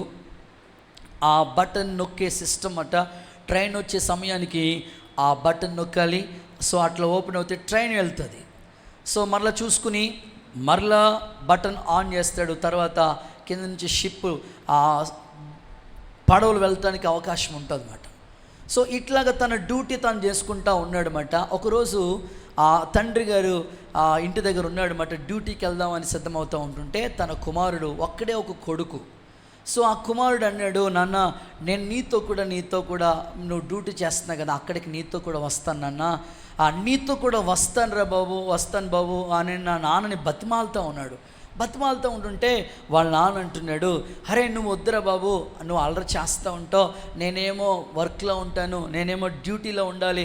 సో సమయానికి ట్రైన్ వచ్చే టైంకి బటన్ నొక్కాలి. సో తప్పకుండా నేను చేయవలసిన బాధ్యతలన్నీ నేను చేయాలి, కాబట్టి నువ్వు అల్లరి చిల్లరగా ఉంటావు, కుదురుండవు. సో వద్దురా బాబు అని అంటే, లేదు డాడీ నేను వస్తానని వాడు బాగా మారం చేస్తూ ఉంటుంటే ఆ పిల్లోడు అల్లరి భరించలేక సర్లే తీసుకుని పోదామని అనుకుని ఆ తండ్రి కూడా ఆ పిల్లోడిని తీసుకుని వెళ్ళాడు తన డ్యూటీ కొరకే. సో తను డ్యూటీ దగ్గరికి వెళ్ళిపోయాడు. ఆ బటన్ నొక్కుతున్నప్పుడు కూడా తండ్రి దగ్గరే ఉన్నాడు కొడుకు, చూసుకుంటా ఉన్నాడు తండ్రిని. ఆ పిల్లోడు కూడా వాళ్ళ నాన్నగారిని గమనిస్తూ ఉన్నాడు. సో ఇలాగ బాగానే ఉంది. పిల్లలు కదండి, ఆడుకుంటారు, ఎప్పుడు ఆడుకుంటూ ఉంటారో తెలియదు. ఇక్కడ కూడా ఒక పిల్లోడు ఇలా ఆడుకుంటూ వాక్యం వింటూ ఉంది వాళ్ళమ్మ. ఆ పిల్లోడు ఇలా వాక్యం వింటూ ఉన్నాడు, అక్కడే ఉన్నాడు. వాళ్ళమ్మ కూడా ఇలాగే ఉన్నది, వాక్యంలో లీలమైపోయి అలాగే ఇన్వాల్వ్ అవుతున్నప్పటికి లాస్ట్లో ప్రార్థన, కళ్ళు మూసుకుందాం ప్రార్థన చేసుకుందాం అన్నప్పటికీ ఆ పిల్లోడు అప్పుడే మంత్రి గారు రోడ్డు దగ్గరికి వెళ్ళిపోయాడు, మంత్రి గారి ఇంటికి వెళ్ళిపోయాడు. ఇలా కళ్ళు మూసుకుందాం ప్రార్థన చేసుకుని ఆఖరి ప్రార్థన ముగించి లోపలనే అలా ఓపెన్ చేసి చూస్తే ఆ రోడ్డు మీద ఉన్నాడు. పాపం రోడ్డు నుంచి ఎవరో రెండో ఆరాధనకు వస్తున్నారన్నమాట. గబగబా చూసి ఆ పిల్లోడిని ఎత్తుకుని తీసుకొచ్చి వాళ్ళ అమ్మగారు ఒళ్ళో పెట్టారు. సో పిల్లలు ఎప్పుడు ఎట్లా ఉంటారో తెలియదు అన్నమాట. సో ఈ పిల్లోడు కూడా వాళ్ళ తండ్రి కూడానే వెళ్ళాడు, తండ్రి దగ్గరే ఉన్నాడు. నాన్నగారిని చూస్తూ ఉన్నాడు. వీడు ఆడుకుంటా ఆ ట్రాక్ మీద నడుచుకుంటా అలా వెళ్తూ అలా చూసుకుంటా నడుచుకుంటా ఆ బ్రిడ్జిని అంతటిని గమనిస్తూ ఉన్నాడంట.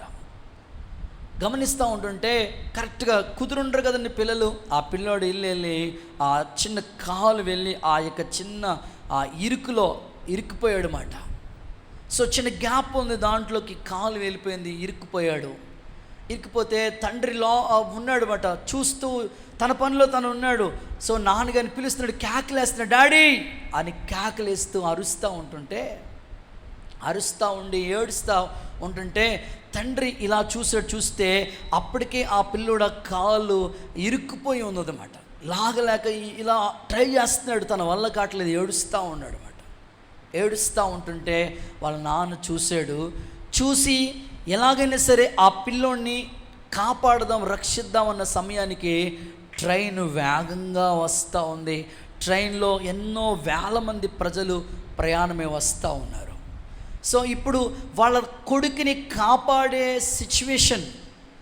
తండ్రి కదండి, కన్న తండ్రి తన కొడుకు మీద ఎంతైనా ప్రేమ ఉంటుంది. రక్తం పంచుకుని పుట్టిన కుమారుడి మీద ఎంతో ప్రాణం, ఎన్నో కలలు కనుగొన్నాడు ఆ కుమారుడి మీద తండ్రి. వీడు రాబోయే తరానికి ప్రయోజకుడు అవ్వాలి, గొప్పవాడు అవ్వాలి, నాకంటే మంచి స్థాయిలో ఉండాలని ఆ కొడుకు మీద ఎన్నో కలలు కనుకున్న ఆ తండ్రి. సో ఒక ప్రక్కన చూస్తే తన కొడుకు ప్రాణం కనబడతా ఉంది, తన కొడుకు ప్రాణం కాపాడాలి. మరో ప్రక్కన చూస్తే ట్రైన్లో వేలాది మంది ప్రాణాలు ఆ ప్రయాణమే వస్తూ ఉన్నారు. మరి ట్రైన్లో వేలాది మంది ప్రజలు వస్తూ ఉన్నారు. ఏం చేయాలో అర్థం కాని దుస్థితి. కన్న తండ్రి ఏ విధము చేతనైనా ఆలోచిస్తూ ఉన్నాడు. ఇటు కొడుకుని పోగొట్టుకోలేడు, అటు వేలాది మంది ప్రజల్ని కూడా పోగొట్టుకోలేనంత పరిస్థితి. ఆలోచనలో పడ్డాడు. ఆలోచించే సమయం కూడా లేదు. వెంటనే తన కన్నుల ముందే తన కుమారుడు, తన కన్నుల ముందే ఏం చేయాలో అర్థం కాని పరిస్థితుల మధ్యలో అలాగే చూస్తూ ఇలా ఒక్కసారి ఆ బటన్ ఇలా అన్నాడంట. వెంటనే ఆ బటన్లో ఇరుక్కుపోయి ఆ కుమారుడు తన కళ్ళ ముందే చనిపోయాడు. ఆ బ్రిడ్జ్ అలా ఓపెన్ అయింది. తనకి నుంచి వేల మంది ప్రజలు ఆ ట్రైన్లో ప్రయాణమే వెళ్ళి వందలాది వేలాది మంది ప్రజలు కాపాడటం కోసం, వాళ్ళ ప్రాణాలను కాపాడటం కోసం తన కొడుకు కళ్ళ ముందే చనిపోతున్న భరించి ఆ తండ్రి తన ప్రాణాన్ని, తన కుమారుడి యొక్క ప్రాణాన్ని అర్పించేశాడు. అందరి కొరకే అప్పగించేశాడు. తన కళ్ళ ముందే ఆ రక్తం తన కళ్ళల్లో చిమ్మిందంట. ఒక్కసారి మీరు ఆలోచించండి. తండ్రి అయిన దేవుడు తన కుమారుడిని యేసుక్రీస్తు ప్రభువుని నీ కొరకు పంపించిన ఉద్దేశం ఈ కథలో సారాంశంగా కనబడట్లేదు. ఆ ట్రైన్లో ఉన్న వేలాది మంది ప్రజలు బ్రతికించడం కొరకే. తన కుమారుడు కోల్పోయినా పర్వాలేదని ఆ తండ్రి తన కళ్ళ ముందే తన కుమారుడు చావును చూస్తూ వేలాది మంది ప్రజల్ని రక్షించాడు కదా. సో ఈ ఉదయకాలం దేవుడు కూడా సిలువలో చేసిన త్యాగం అదే. ఆ ట్రైన్లో ఉన్న వాళ్ళు ఎవరో కాదు, ఈ భూమి మీద ఉన్న ప్రజలందరూ రక్షణ కొరకే ఆయన గొల్గొతా కొండపై ప్రాణాన్ని త్యాగం చేశాడు. చప్పట్లు కొడుతూ యేసయ్యకు మహిమ.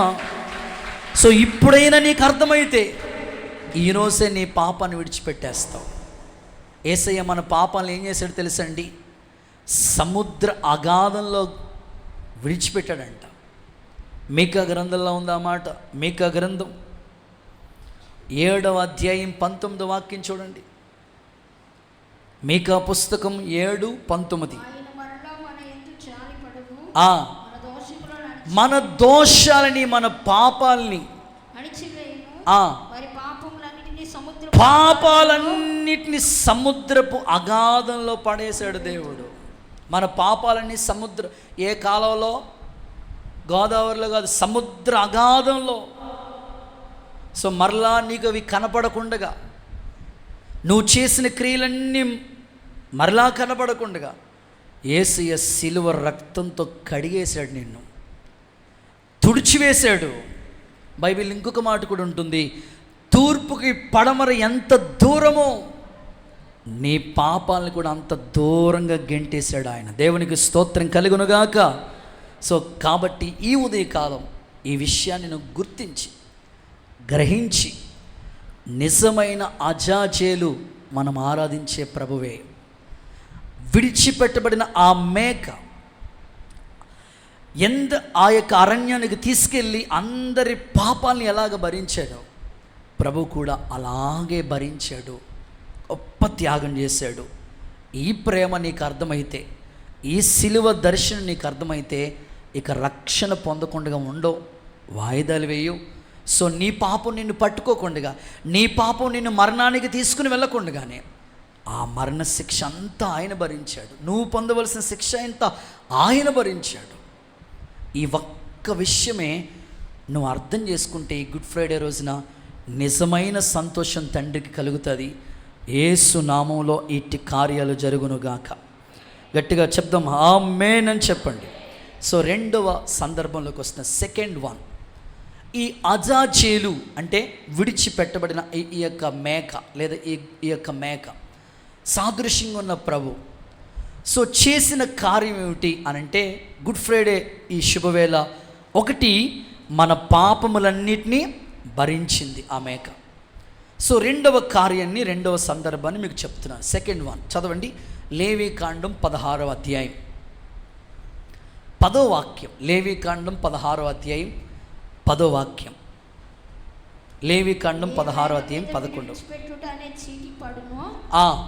ఏ మేక మీద విడిచిపెట్టుట అనే చీటి పడునో దాని వలన ప్రాయశ్చిత్తం కలుగునట్లు దానిని అరణ్యంలో విడిచిపెట్టుటకై యెహోవా సన్నిధి దాని విడిచిపెట్టుట అనే ఫుట్ నోట్లో అజాజేల్ అనే పదం ఉంది కదా.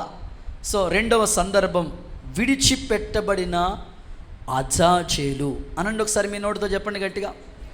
సో మీ పక్క వాళ్ళతో కూడా చెప్పండి, విడిచిపెట్టబడిన అజాజేలు. సో మొదటిగా చెప్పాను, పాపములన్నీ భరించిన అజాజేలు. రెండవది విడిచిపెట్టబడిన అజాజేలు. సో యేసయ్య కూడా సిలువలో విడిచిపెట్టబడిన సందర్భాలు. సో దీన్ని క్రొత్త నిబంధన సంఘానికి లేదా క్రొత్త నిబంధనకి పోలికగా పోలుస్తూ ఈ మాటలు మీకు ప్రకటిస్తున్నా. యేసుక్రీస్తు ప్రభు కూడా విడిచిపెట్టబడ్డాడు. ఎలా? కొన్ని సందర్భాలు మీకు చెప్తాను. చేతులు ఎత్తి ఒకసారి హల్లెలూయా చెప్తారా? కొన్నిసార్లు తల్లిదండ్రుల నుంచి ఈ మాటలు మీరు ఒక్కొక్కటి జాగ్రత్తగా వినాలి. తల్లిదండ్రుల నుంచి పిల్లలు దూరం అయిపోయారు అనుకోండి, తల్లిదండ్రులకి పిల్లలు దూరంగా ఉన్నారనుకోండి, ఆ బాధ వర్ణనాతీతం. ఆ పిల్లలు తల్లిదండ్రులకి వేరుగా సెపరేట్గా ఉన్నారనుకోండి, చాలా బాధ వర్ణించలేమాట. ఇప్పుడు తల్లి ఇక్కడ ఉంది, పిల్లోడు ఎక్కడో దూరంగా ఉన్నాడు. సో ఎడబాటు వచ్చేసింది, గ్యాప్ వచ్చేసింది, అది చాలా బాధ. నెక్స్ట్ భార్యాభర్తలు కూడా ఎడబాటు, ఎడబాటు విడిచిపెట్టబడిన సందర్భాలు ఉంటే అది ఎంతో దుఃఖాన్ని కలుగు చేస్తూ ఉంటుంది.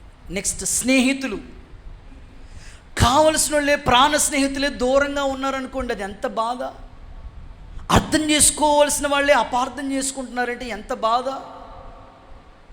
విడిచిపెట్టబడటం, వేరుబాటు, ఎడబాటు, అది చాలా బాధను కలిగించే వేదనతో కూడిన సందర్భం. అది యేసయ్యలో నెరవేర్చబడింది. ఎలాగో మీకు బైబిల్లో వాక్య ఆధారాలతో చెప్తాను. మార్కు సువార్త 15వ అధ్యాయం 34వ వచనం చూడండి. మార్కు 15:34 చదవక్క. 3 గంటలకు యేసు ఎలోయి ఎలోయి లామా సబాక్తాని బిగ్గరగా కేక వేశాను. ఆ మాటలకు నా దేవా నన్ను ఎందుకు చేయి విడిచితివని అర్థం.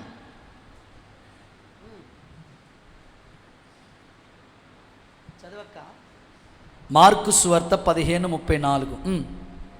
3 గంటలకి యేసు ఎలోయి ఎలోయి లామా సబాక్తాని బిగ్గరగా కేకలు వేసెను. ఆ మాటకి నా దేవా నన్నెందుకు చేవిడిచితివి. ఓకే, నా దేవా నన్నెందుకు చేవిడిచితివి.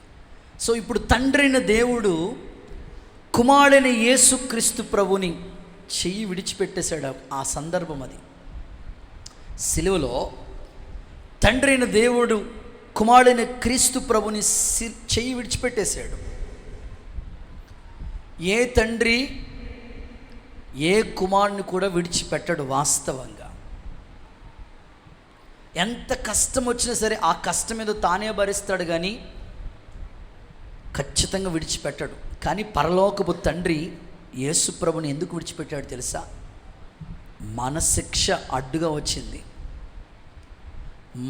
మన గురించి ఆ తండ్రిన దేవుడు కుమారుడిని యేసు ప్రభుని విడిచిపెట్టేశాడు. ఇప్పుడు అజాజేలు అనే మాటకి ఆ చక్కని నిర్వచనం ఏమిటంటే విడిచిపెట్టబడటం. యేసయ్య కూడా విడిచిపెట్టబడిన సందర్భాలు. కరోనా టైం మీరు గుర్తు చేసుకోండి ఒకసారి. 2020కి వెళ్ళండి, ఒక 4 సంవత్సరాలు బ్యాక్కి వెళ్ళండి ఒకసారి. ఎంత దారుణమైన దుస్థితి. ఇంట్లో వాళ్ళకి ఎవరికైనా కోవిడ్ వస్తే గదిలోనే ఉండాలి. 14 days క్వారంటైన్, హోమ్ క్వారంటైన్, గదిలోనే ఉండాలి. శానిటైజర్ చేసుకోవటం, ఇంత అన్నం ప్లేటు డోర్ కూడా దగ్గరికి తీరు, కింద నుంచి అలాగ పంపించటం. బాబు అన్నం తిన్నన్నా, ఇదిగో అలా. సో ఆ సిచ్యువేషన్ ఒకసారి ఊహించుకోండి. అది ఎంత బాధను కలిగించే నరక యాతన. ఇంట్లో భార్య ఉంది, సో భర్త దగ్గరికి వస్తే కోవిడ్ అంటుకుంటుందేమో, పిల్లల దగ్గరికి వస్తే అంటుకుంటుందేమో. సో విడిచిపెట్టబడిన స్థితి ఒకసారి మీరు గుర్తు చేసుకోండి. బాడ్స్కూరు క్వారంటైన్కి వెళ్ళారు మన సంఘ బిడ్డలు. ఇంచుమించు చాలా ఒక 5-6 కుటుంబాలు ఈ కోవిడ్తో బాధపడిన సందర్భాలు. పాపం ఆ పిల్లల తండ్రి, 2 పిల్లలు ఉన్నారు, ఆ తండ్రికి క్వారంటైన్లో ఉన్నాడు. ఆవేశం తట్టుకోలేకపోతున్నాడు. ఆ సెకండ్ వేవ్ కోవిడ్, అది సెకండ్ వేవ్ కోవిడ్ వస్తే చాలామందికి మరణమే. సో ఎంతో బాధ వస్తుంది ఆ తండ్రికి. ఆ రాత్రి ఒక్క అవకాశం.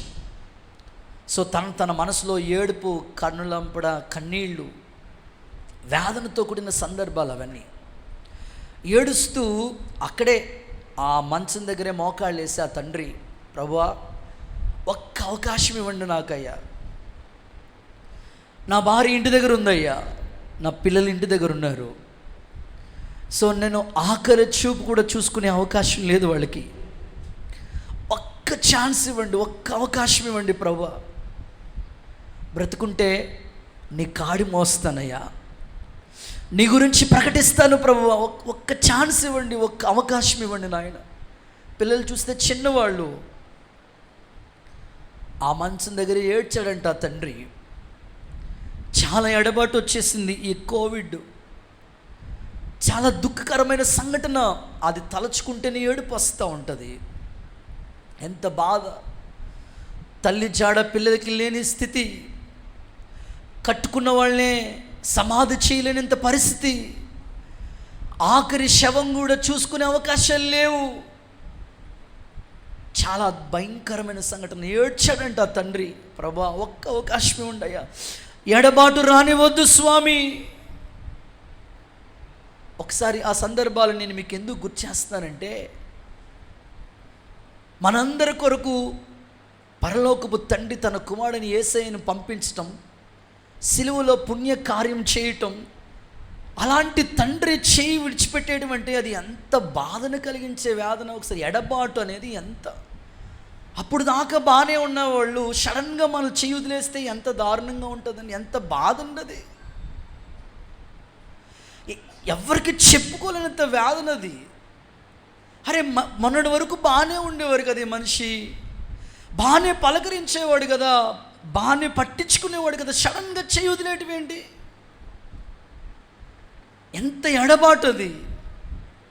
ఒక విశ్వాసే, మంచిగా ఉన్న విశ్వాసే సడన్గా కనబడకుండా దూరం అయిపోతేనే ఒక సేవకుడిగా మేము తట్టుకోలేనంత పరిస్థితి. ఎప్పుడు రెగ్యులర్గా ప్రేమగా మాట్లాడేవాళ్ళే కనీసం వందనాలు చెప్పకుండా వెళ్ళిపోతూ ఉంటుంటే ఆ బాధ మేము తట్టుకోలేక ఏంటి వీళ్ళు ఇలాగ అయిపోయారు అనుకుంటూ ఉంటాం. సో అలాంటి తండ్రి తన కుమారుడైన యేసయ్య చేయి విడిచిపెట్టేటువంటి అది ఎంత బాధ. ఒకసారి మీరు ఆలోచించాలి విషయాలు. విడవబడిన స్థితి, ఒంటరిగా విడిచిపెట్టబడిన స్థితి. ఈరోజు ఈ ఉదయకాలం, ఈ మధ్యాహ్న వేళ ఈ మాటలు వింటున్న మన జీవితాల్లో కూడా ఈ మాటను మీరు అన్వయం చేసుకోండి. ఒకరోజు మనం కూడా ఈ లోకాన్ని విడిచిపెట్టవలసిన పరిస్థితి వస్తుంది. ఈ విషయాన్ని మీరు గుర్తు చేసుకుంటే, తండ్రి ఇంట నాకు ఒక నివాసం ఉన్నది, ప్రభుతో ఉండే యుగయుగాలు ఉండే ధన్యత నేను సంపాదించుకుంటాను. సో ఈ లోకాన్ని నేను విడిచిపెట్టినా పర్వాలేదు, ప్రభుతో ఉంటాననే నిరీక్షణ నీకుంటే ఆత్మీయ జీవితంలో చక్కగా అడుగులు వేసుకుని ముందుకు వెళ్ళవచ్చు. ఒకవేళ ఆ నిరీక్షణకి నీకు లేకపోతే ఈరోజైనా దేవుని పాదాల దగ్గర నువ్వు పశ్చాత్తాపడి, ప్రభా నువ్వు నాకు ఎప్పుడు దూరంగా ఉండొద్దయ్యా, నేను నీకు ఎప్పుడు దూరంగా ఉండనయ్యా. కొన్నిసార్లు దేవుడు మనకి దూరంగా ఉండడు, మనమే దేవునికి దూరం అయిపోతూ ఉంటాం. దేవునికి ఆయాసాన్ని కలిగించే పనులు చేస్తూ ఉంటాం. ప్రభుకి దూరం అయిపోయి ఎడబాటు మనలో కనబడుతూ ఉంటుంది. ఎంత దుఃఖపడుతూ ఉంటాడు తండ్రి, ఒకసారి ఆలోచించు. అరే వీళ్ళని రక్తం ఇచ్చి కొన్నాను, సంఘములో సమకూర్చాను, నా సొత్తైన ప్రజలుగా చేస్తే వీళ్ళు నాకు దూరంగా ఉంటున్నారు. అది ఎంత బాధను కలిగించే వేదనది. ఒక సేవకుడు ఎప్పుడు కూడా కోరుకునేది ఏమిటంటే విశ్వాసి సంఘానికి దగ్గరలో ఉండాలి, దేవునికి దగ్గరగా ఉండాలి. పరలోకపు తండ్రి కూడా కోరుకునేది ఏంటంటే నువ్వు దేవునికి దగ్గరగా ఉండాలని కోరుకుంటున్నాడు ఆయన. కానీ చాలా సందర్భాల్లో దేవునికి దూరం అవుతున్న సందర్భాలు, ఎడబాటు, గ్యాప్ వచ్చేస్తూ ఉంది. ఎంత బాధపడుతూ ఉంటాడు కన్న తండ్రి. యేసయ్య సిలువలో ఒంటరిగా విడిచిపెట్టబడ్డాడు. నా దేవా నా దేవా నన్ను ఎలా చెయ్యి విడిచిపెట్టేశావు. ఈ ఉదయకాలం ఈ మాటలు నిన్ను ఆలోచింపచేసి గ్రహింపచేసి దేవునికి దూరం అవ్వకుండా ప్రభువులో నువ్వు అంటు కట్టుబడి సాగిపోయే కృప తండ్రి నీకు దయచేయునుగాక. కీర్తనలు 22:1, కీర్తనలు 22:1 ఆ మాట చూస్తే, నా దేవా నా దేవా నన్నేల విడనాడితివి. ఎలా విడిచిపెట్టేశావు ప్రభువా? రక్షింపక నా ఆర్తధ్వని వినక, నా ఆర్తధ్వని వినవా? నీవేళ దూరంగా ఉన్నావు. ఎలాగ దూరంగా ఉంటావు ప్రభువా? ఎలాగ దూరంగా ఉంటావు ప్రభువా? ఎలాగ దూరంగా ఉంటావు నాయన? ఆ ఆర్తధ్వని వినవా? దేవా నిజంగా ఆ పరిస్థితిని అంతా ఒకసారి మనం జ్ఞాపకం చేసుకుంటే,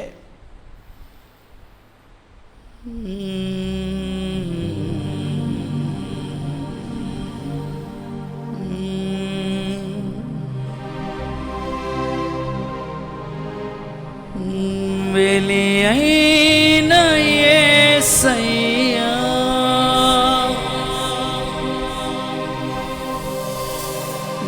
బలి అయిన యేసయ్యా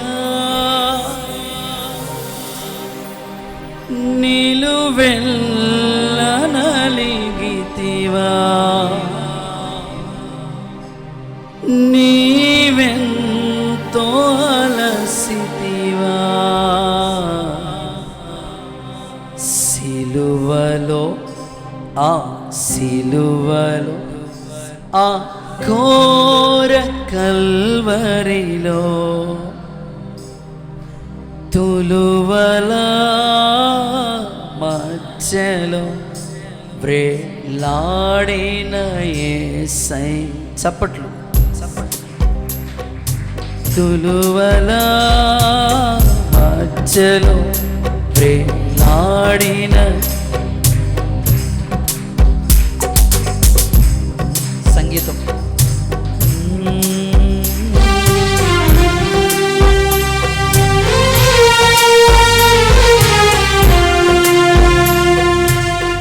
అందరూ చప్పట్లు. యేసయ్యా మీకు స్తోత్రం.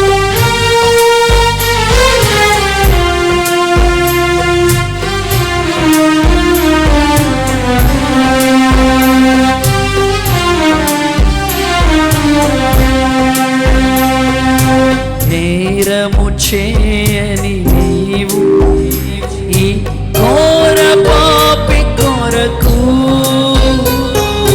భారమైన సిలువ మోయలేక మోసావు. నేరము చేయని ఈ ఘోర పాపి కొరకు పాడుదాం. భారమైన సిలువ ధ్యానం, సిలువ ధ్యానం. కొరడా చెల్లనిచి నీ సుందర దేహమును కొరడాలు చెల్లనిచి నీ సుందర తడిపెను నీ తనువును రుధిరంబుదార. అందరు కలిసి తడిపెను రుధిరంబు. అందరూ ఏక మనసుతో బలి అయినా బలి అయినా నిలువెల్ల నలిగితివా నీవెంతో అలసితివా సిలువలో ఆ ఘోర తులువలా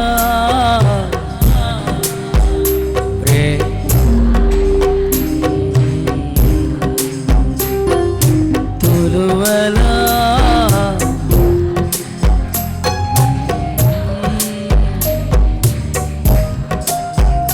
మెలి అయినా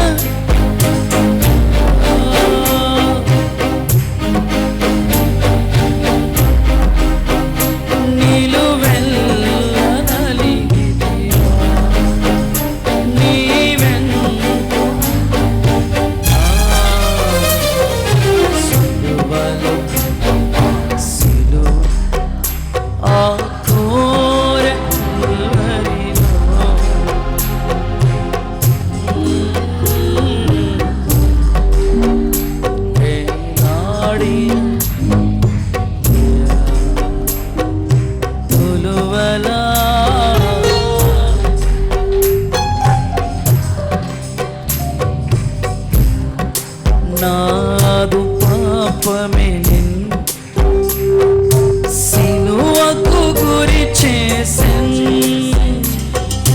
నాదు దోషమే నిన్ను అనువనువున హింసించెన్ నాదు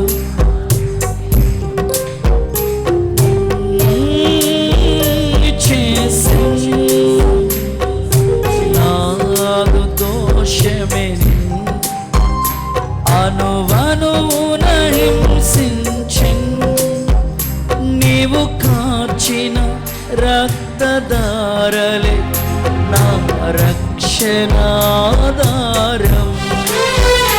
నీవు కాచిన రక్తధారలే నా రక్షణాధారం సిలువను చేరేద తిరిగిన హృదయముతో సిలువను చేరే తిరిగిన హృదయముతో వెలి అయిన యేసయ్యా బలి అయిన యేసయ్యా నిలువెల్ల నలిగితివా నీవెంతో సిలువలో ఆ ఘోర కల్వరిలో తులువల మధ్యన నాడిన యేసయ్యా తులువల మధ్యన వేలాడి యేసయ్యా. హల్లెలూయా. యోహాను సువార్త 16వ అధ్యాయం 32వ వాక్యాన్ని చూద్దాం. యోహాను సువార్త 16:32. ఇదిగో మీలో ప్రతి వాడును ఎవని ఇంటికి వాడు చెదిరిపోయి నన్ను ఒంటరిగా విడిచిపెట్టే గడియ వచ్చుచున్నది.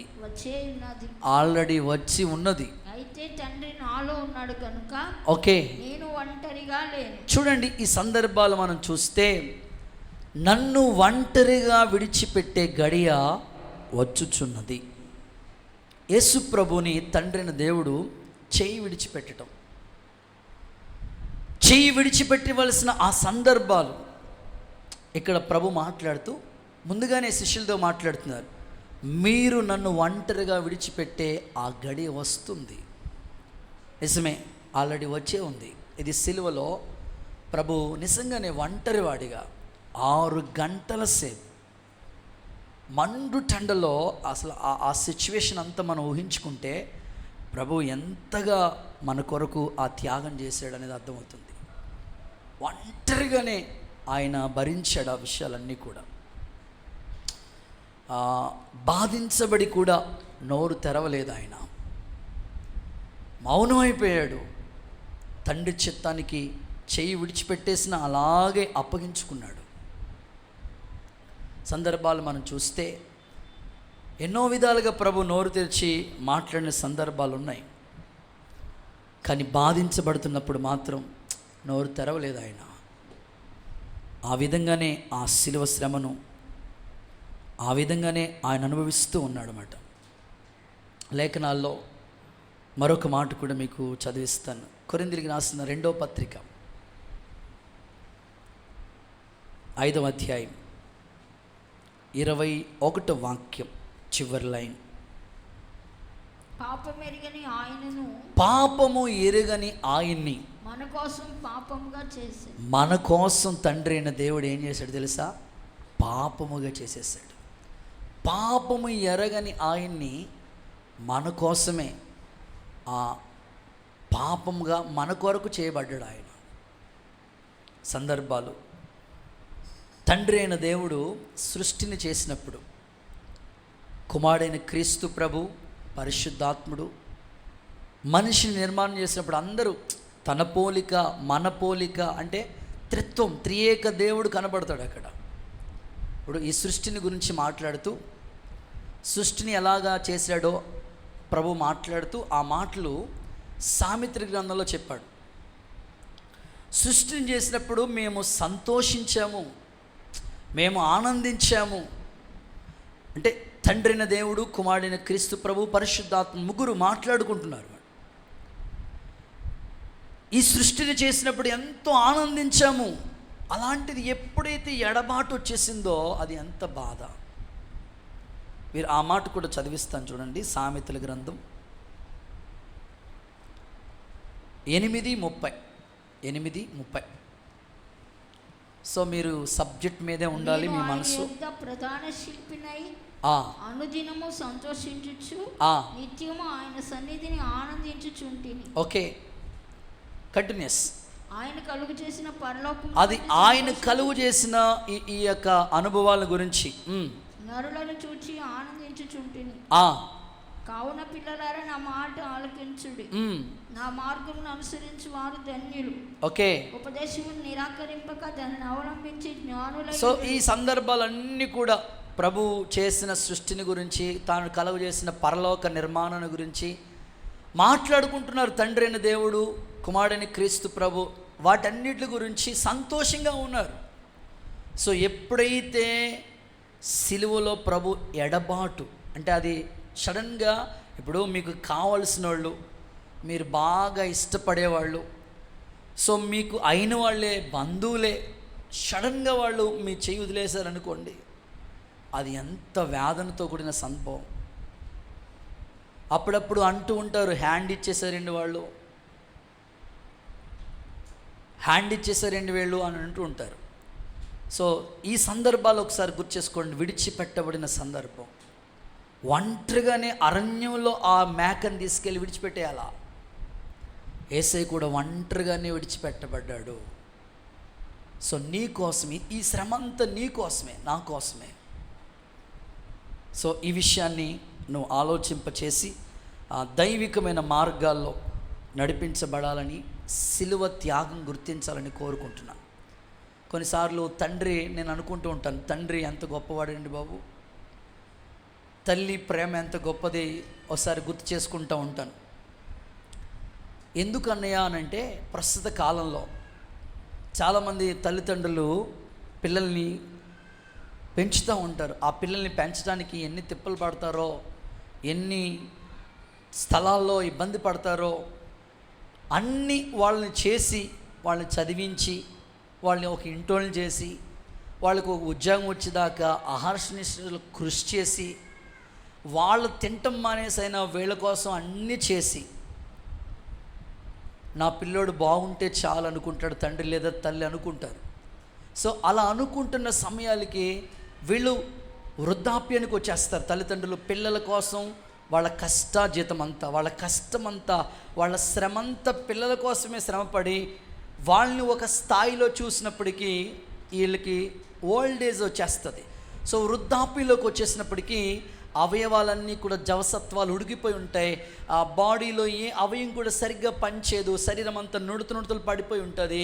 సో ఆ టైంలో కన్న కొడుకు ఏం చేస్తూ ఉంటాడంటే, సడన్గా భార్య మాట విని, కొత్తగా వచ్చిన భార్య మాట విని ఈ యొక్క కని పెంచి పెద్ద చేసి చదివించి ఉద్యోగం వచ్చే స్థితి దాకా చూసుకున్న తండ్రిని దూరం పెడతా ఉంటాడు.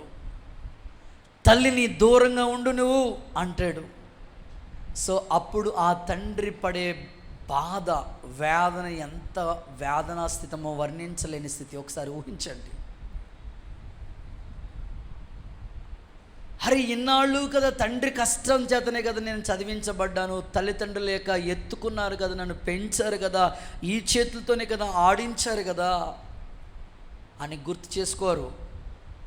సో ఆ తండ్రి పిల్లలకి దూరం అయిపోయినప్పుడు, లేదా కొడుకు తండ్రిని దూరం పెట్టినప్పుడు, లేదా కూతురు ఒకవేళ వాళ్ళ ఇంట్లో అబ్బాయిలు ఎవరు లేరు కూతురులే ఉంటే, ఆ కూతురే నన్ను ఏదో ప్రయోజకురాలుగా చేస్తుంది అనని ఆ కూతురు కోసం ఆ తండ్రి చదివించి కష్టాజితం ఖర్చు పెట్టి ప్రయోజకులుగా చేస్తే, ఆ ఎదుగొచ్చిన కూతురు తల్లిని లేదా తండ్రిని మీరు బయటికి పొండని దూరంగా గెంటేస్తే ఆ తల్లిదండ్రుల వేదన ఎంత బాధతో కూడిన స్థితి ఒకసారి ఊహించండి.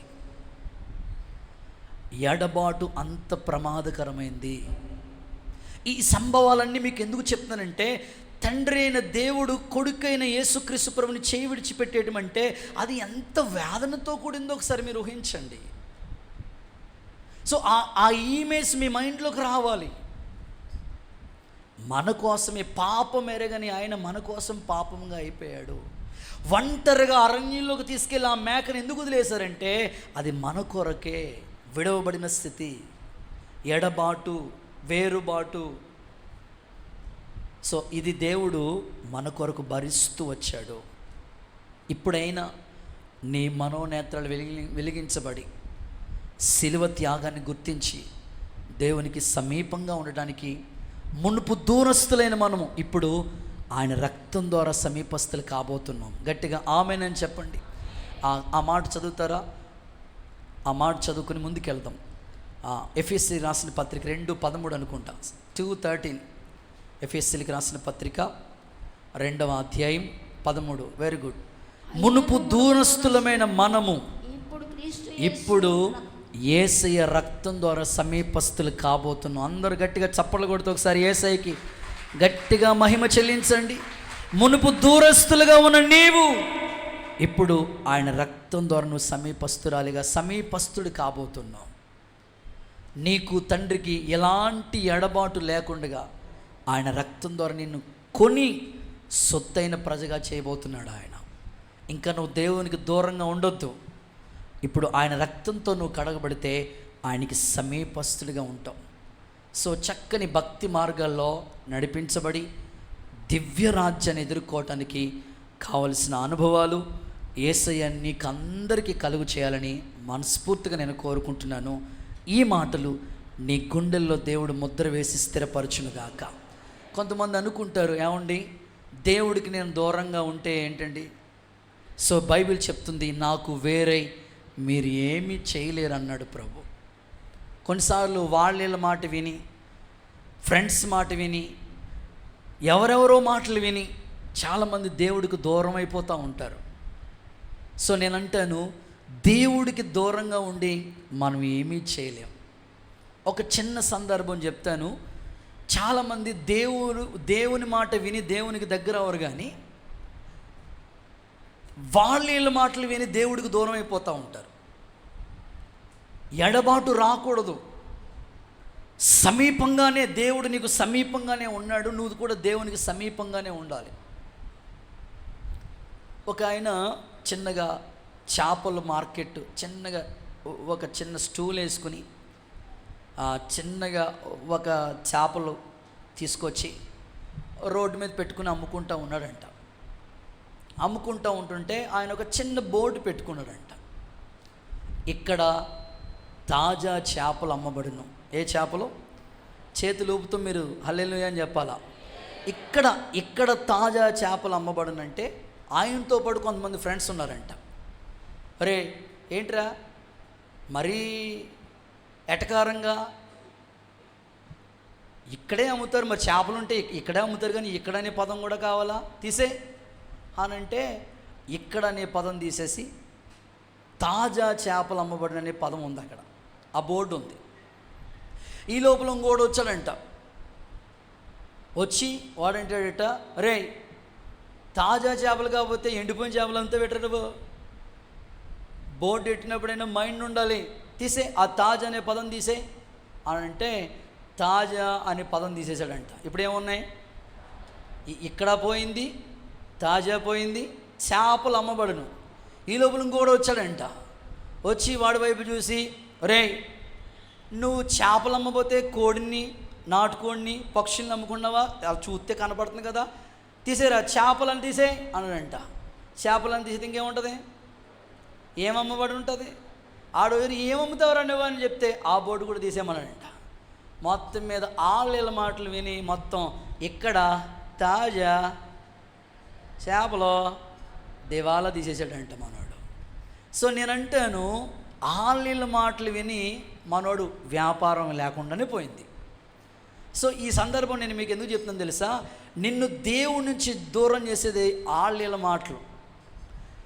వదినా నీకు తెలుసా అలాగంట కదా, అవునా, ఈ దురద చెవిది అలాగే వెళ్ళిపోతుంది అన్నమాట. ఆళ్ళ మాటలు విన్నావంటే నువ్వు దేవుడికి దూరం అయిపోతావు, జాగ్రత్తగా ఉండు. శాంసోన్ దేవుడికి దూరం అయిపోయి ఏమీ చేయలేదు. ఎడబాటు రాకూడదు. ఆయనగిని మనల్ని చేయి విడిచిపెట్టాడంటే ఇంకంతే సంగతులు. అందుకని ఒక్కసారి నీకోసమే తండ్రిన దేవుడు కుమారుని విడిచిపెట్టి ఆయన ఒంటరిగా చేశాడు. సో నువ్వు ఇంకా దేవునికి సమీపంగా ఉండాలి, కానీ దేవునికి దూరంగా, సహవాసానికి దూరంగా, పరిచర్యకి, ప్రార్థనకి, సన్నిధికి దూరంగా ఉండొద్దు. ఆయన చేసిన త్యాగాన్ని గుర్తు చేసుకుంటాం. దేవునిలో అంటుకట్టబడి నడిపించబడాలని మనస్ఫూర్తిగా కోరుకుంటున్నాను. యేసయ్య నేను దర్శించునుగాక. గట్టిగా చెప్దాం ఆమేన్ అనండి ఒకసారి. రైట్, ఆఖరి మాటలోకి వచ్చేస్తాను. చివరి మాట, లాస్ట్ వన్ ఇది, ఆఖరి మాట చెప్పేసి అండ్ ముగిస్తాను. చివరి మాట, అజాజేలు చేసిన కార్యాలు ఏంటో, దాని యొక్క ప్రాముఖ్యత ఏంటో ప్రభు మాట్లాడుతున్నాడు. సో మూడవ మాట, అజాజేలు అనే మాటకి అర్థం, అజాజేలు ఈక్వల్ టు ప్రత్యేకించబడిన అని అర్థం. సో బైబిల్ డిక్షనరీ చూస్తే అజాజేలుకి సరైన అర్థం ఏమిటంటే ప్రత్యేకింపబడిన. సో మూడో మాట ఏమిటంటే ప్రత్యేకింపబడిన అజాజేలు.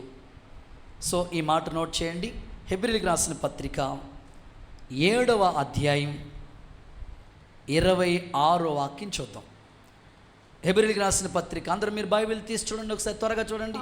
7వ అధ్యాయం 26వ వాక్యం. పవిత్రుడును నిర్దోషి నిష్కల్మషుడు, బైబిల్ చూడాలి, పాపుల్లో చేరక, హలో, పాపుల్లో చేరక ప్రత్యేకింపబడినవాడు, ఇట్టి ప్రధాన యాజకుడు మనకి సూటబుల్, సరైనోడు, సరిపోయినోడు. ఈయనొక్కడుంటే మన జీవితం ధన్యమైపోతుంది. చప్పట్లు కొడుతూ యేసయ్యకు మహిమ. ఇట్టి ప్రధాన యాజకుడు మనకి సరిపోయినోడు, పాపుల్లో చేరక ప్రత్యేకంగా ఉన్నాడు. సో అజాజేలు అనే మాటకు అర్థం ఏమిటంటే ప్రత్యేకింపబడిన. సో యేసయ్య మన కొరకు ప్రత్యేకింపబడిన అజాజేలుగా ఉన్నాడు. సో ఆయన ప్రత్యేకింపబడ్డాడు అంతే. అన్ని విషయంలో ఆయనలో ప్రత్యేకత కనబడుతుంది. ఇన్నున్నారు అందు లేరు అనేదాన్ని ఏమీ లేదు, అన్నిట్లో యేసయ్యలో మనకి ప్రత్యేకత కనబడుతుంది. యేసయ్య మన కొరకు ఎంత అద్భుతంగా ఆయన ప్రత్యేకపరుచుకున్నాడో ఆ మాటలోనే ఆ 7:26 ఉన్న మాటనే నేను మీకు వివరిస్తాను. ఆ హెబ్రీ పత్రికలోనే 7:26 వచనంలో ఏమని మాట్లాడుతున్నాడు తెలుసా? అక్కడ ఇలా రాయబడి ఉంది, పవిత్రుడు అనండి. నేను పర్లేదు మామూలుగా పవిత్రుడు అనండి ఒకసారి మీ నోటితో. సో యేసయ్య నిజంగానే పాపుల్లో చేరని పవిత్రుడు ఆయన. ఆయనలో ఏ పాపము లేని పవిత్రుడు ఆయన. సో అంత నిర్దోషమైన ఆ వ్యక్తిగా ప్రభు ఉన్నాడు. నాలో పాపం ఉందని మీలో ఎవరు నిరూపించగలుగుతారు? అంత ప్రత్యేకంగా ఉన్నాడు ఆయన జీవితం. నెక్స్ట్ నిర్దోషి, నెక్స్ట్ నిష్కలంకుడు, పాపుల్లో చేరనివాడు, ప్రత్యేకంగా ఉన్నాడు. ఇట్టి ప్రధాన యాజకుడు మనకి సరైనోడు, తగినవాడని రాస్తుంది కింద. సరైనోడు ఆయన. సో ఆయనకి ఎవరితో సరిపోల్చలేము, అంత ప్రత్యేకంగా ఉన్న దేవుడు ఆయన. సో నేను ఒక ఇంటికి వెళ్ళాను ప్రారంభ దినాలలో, హౌస్ విజిటింగ్ అని వెళితే ఆ ఇంటికి పాపం ఆవిడొక్కరే, ఆ ఇంట్లో ఆ కూతురు ఒక్కరే. వాళ్ళ అమ్మగారు, వాళ్ళ నాన్నగారు, వాళ్ళ అన్నదమ్ములు ఎవరు దేవుణ్ణి నమ్ముకోలేదు. వాళ్ళ కూతురు ఒక్కరే దేవుణ్ణి నమ్ముకున్నారు. నేను ఆ ఇంటికి వెళితే ప్రార్థన చేద్దామని ఆ ఇంటికి రండి బ్రదర్ అని కూర్చేసారు. కూర్చున్నాను. ఆ హాల్లో ఇలాగా జస్ట్ కూర్చుని చూస్తాం కదా, ఈ ఇంట్లో ఏమున్నాయి మామూలుగా. సో ఎవరున్నారు అని, ఎవరెవరు ఉంటారమ్మా ఇలా చూశాను. ఇలా చూస్తే వాళ్ళ ఇంట్లో ఉన్న మనుషుల కన్నా వాళ్ళ ఇంట్లో ఉన్న దేవుళ్ళు మాత్రం ఎక్కువగా ఉన్నారు. ఉన్న మనుషుల కన్నా దేవుళ్ళు చాలా ఎక్కువ మంది ఉన్నారు అన్నమాట. చాలా ఎక్కువ మంది ఉన్నారు. చూస్తే అందులో యేసు ప్రభువును కూడా పెట్టారు. విచిత్రమైన గమ్మత్తు కలిగించే విషయం ఏంటంటే 16 మంది ఉన్నారు, అందులో యేసు ప్రభువును కూడా పెట్టారు. యేసు ప్రభువును కూడా పెట్టి పాపం ఆ చెల్లి ప్రభు నమ్ముకుంది. సో ఏంటమ్మా ఇదంటే, అమ్మోళ్ళ అన్న నాన్నోళ్ళ అన్న మా మామయ్యోళ్ళ అన్న అప్పుడు నేను ఆవిడ అడిగాను, అమ్మ మరి దండం ఎలా పెడతారు మీరు? సో ఇప్పుడు దేవుడి దగ్గరికి వెళ్ళి దండం పెట్టుకుంటారు కదా, మామూలుగా దండం ఇప్పుడు దేవుడి దగ్గరికి వచ్చినప్పుడు దండం పెట్టుకున్నప్పుడు దండం ఎలా పెడతారమ్మా అని అడిగాను. అడిగితే ఆ చెల్లి చెప్తుంది, మా అమ్మ ఎలా దండం పెడుతుందో తెలుసా, అందరికి ఒకసారి పెడుతుందని ఎలాగా అన్నది. స్తోత్రం చెప్పండి ఒకసారి. ఒక్క దెబ్బతో పోయిందన్నమాట. సో వాళ్ళ అభిప్రాయం ఏమిటంటే అందరిలో యేసు ప్రభు కూడా ఒక్కడు అనుకుంటున్నారు. సో యేసే అలా కాదు, పాపుల్లో చేరక చెప్పండి ఎంత ప్రత్యేకంగా ఉన్నాడో ఒకసారి మీరు ఆలోచించండి. క్రైస్తవ్యంలోనే ఒక ప్రత్యేకత కనబడుతుంది. అజాజేలు అనే మాటకి అర్థం ప్రత్యేకత. దీనికి కొన్ని రిఫరెన్స్లు ఒక 5 నిమిషాల్లో ముగిస్తాను. చూడండి, నిర్గమాకాండం 8:23. నిర్గమాకాండం 8:23. నా ప్రజలను నీ ప్రజల్లోంచి ప్రత్యేకిస్తాను. ఆమేనండి ఒకసారి. ఇప్పుడు నా ప్రజలు వాళ్ళు కాబట్టి నీ ప్రజల్లోంచి నేను వాళ్ళని సెపరేట్ చేస్తాను. ఎందుకంటే నేను ఆరాధించే దేవుడు ఎవరో తెలుసా? ప్రత్యేకంగా ఉన్నాడు. అందరితో ఓహో, కులంతో ఓహో కుదరదు అసలు. ఆయన ఉండడమే ప్రత్యేకంగా ఉన్నాడు కాబట్టి నువ్వు కూడా ఆ సెపరేషన్ అనేది కనిపించాలి నీలో.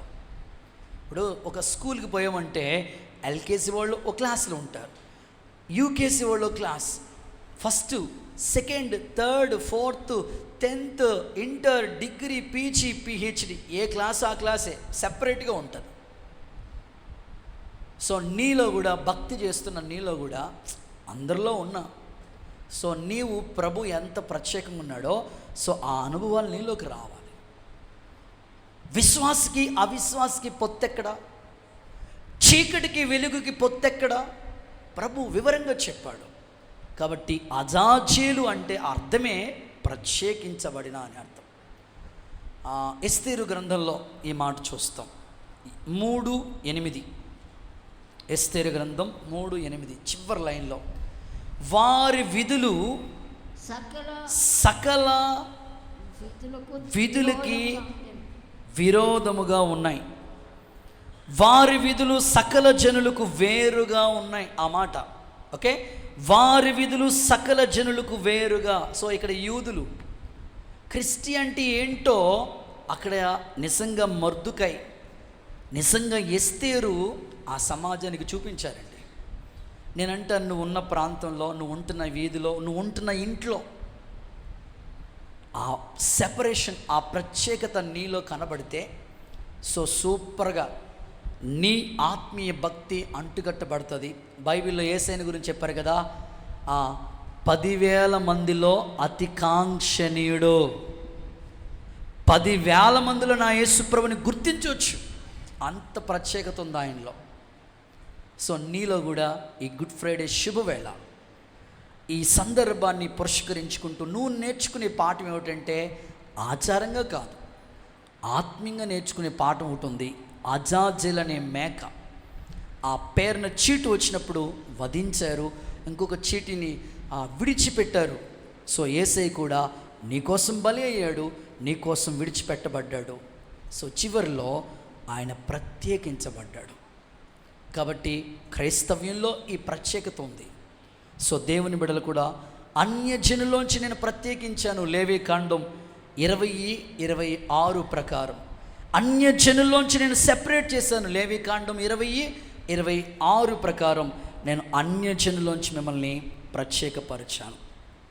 దేవుని బిడలు ఇలాంటి ప్రత్యేకత కలిగిన బిడలుగా జీవించండి.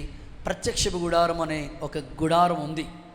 ఈ ప్రత్యక్ష గుడారాన్ని చూస్తే దానికి కూడా దేవుడు కొలతలు ఇచ్చాడు. మోషేతో అంటాడు, కొండ మీద చూపిన నీకు మాదిరి ప్రకారంగా ఈ గుడారం ఉండాలి. ఎలా పడితే అలా ఉండకూడదు. ఎలా ఉండాలి ప్రభా? ఆవరణం ఉండాలి, తర్వాత పరిశుద్ధ స్థలం ఉండాలి, తర్వాత అతి పరిశుద్ధ స్థలం. ఆవరణంలో ఏముండాలి? అక్కడ ఏముండాలో అక్కడే అయ్యే ఉండాలని చెప్పాడు. పరిశుద్ధ స్థలంలో ఏముండాలో అవే ఉండాలి. అతి పరిశుద్ధ స్థలంలో మందస్సం ఒకటే, అది కూడా ఏడాదికి ఒకసారి యాజకుడు వెళ్ళాలి. సో ఎంత సెపరేషన్ అండి. సో బాగా చదివిన వాళ్ళకి ఒకే మార్కులు, బాగా చదవలేని వాళ్ళకి ఒక మార్కులు వస్తాయా? రావు. సో దేవుళ్ళలో కూడా ఒక ప్రత్యేకత ఉంది. ఎవ్వరూ చేయలేని త్యాగం ఆయన ఒక్కడు చేశాడు. ఎవ్వరూ చూపలేని ప్రేమ ఆయన ఒక్కడే కనపరిచాడు. ఎక్కడ దొరకలేని రక్షణ ఆయన ఒక్కరి దగ్గర దొరుకుతుంది. ఆకాశం అందే కానీ భూమి కింద కానీ ఏ నామములో రక్షణ లేదు. ఆయన ఒక్కరి ద్వారానే నీకు రక్షణ. చప్పట్లు కొడుతూ యేసయ్యకి మహిమ. ప్రత్యేకించబడినోడు ఆయన. సో నువ్వు కూడా ఆయన దగ్గరికి వచ్చిన తర్వాత నీలో ఆ ప్రత్యేకత కనబడాలి. కొంతమంది దేవుని దగ్గరికి వస్తారు, ఏమి సెపరేషన్ ఉండదు, ఏమి వేరియేషన్ ఉండదు, అసలు వాళ్ళలో ప్రత్యేకత ఇంత కూడా మనం చూడలేము. నేను అంటాను, నువ్వు దేవుణ్ణి నమ్ముకున్నావు కాబట్టి నీలో ఒక సెపరేషన్, ప్రత్యేకత కావాలి. ఎలాగో తెలుసా? ఫర్ ఎగ్జాంపుల్, ఒకప్పుడు పేతురు దేవుణ్ణి ముమ్మారు బొంకాడండి. ఎంత దారుణం అంటే, అబద్ధాల కోరి బొంకే మనసు ఉంది పేతురులో. కానీ ఎప్పుడైతే పేతురుని దేవుడు దర్శించాడో, పేతురులోకి వచ్చిన మార్పు, పశ్చాత్తాపం, ప్రత్యేకత ఏంటో తెలుసా? అబద్ధాల కోరి అపోస్తుడుగా మారిపోయాడు. చప్పట్లతో యేసయ్యకి మహిమ. అబద్ధాలాడే వ్యక్తి అపోస్తుడుగా మారిపోయాడు. ఇప్పుడు ఏమంటాడో తెలుసా? పేతురుతో దేవుడు అన్నాడు, ఈ బండ మీద నా సంఘాన్ని కడతాను. అబ్బా, ఏం ప్రత్యేకత అండి. దావీదు ఒకప్పుడు భయంకరమైన పాపిష్టి మనిషి. చూడకూడని పాపం చూసి, చేయకూడని పాపం చేసి కీడుకి పాత్రుడైన దావీదు పశ్చాత్తాపం, దేవుళ్ళలో పశ్చాత్తాపం వస్తే ఇప్పుడు తన దగ్గరలోనే మరో వేరే వాళ్ళు వచ్చినా సరే అస్సలు దూరంగానే ఉంటున్నాడు. సో ఎంత ప్రత్యేకత అండి బాబు. సో దేవుని బిడలకు కూడా యేసయ్య బిడలం కాబట్టి ఆయన లాంటి ప్రత్యేకత మనం కూడా పొందుకోవాలి. ఏదో వస్తున్నాం, భక్తి చేస్తున్నాం, వెళ్తున్నాం, గుడ్ ఫ్రైడే ప్రార్థన అంట, ఈరోజు ఉపవాసం ఉండాలంట అంట, అది తెలియదు నీకు, అంట అంతే.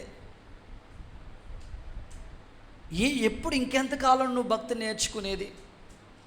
ప్రత్యేకత రావాలి నీలోకి. అజాజేలు నీకు నేర్పిస్తున్న పాఠం ఇది.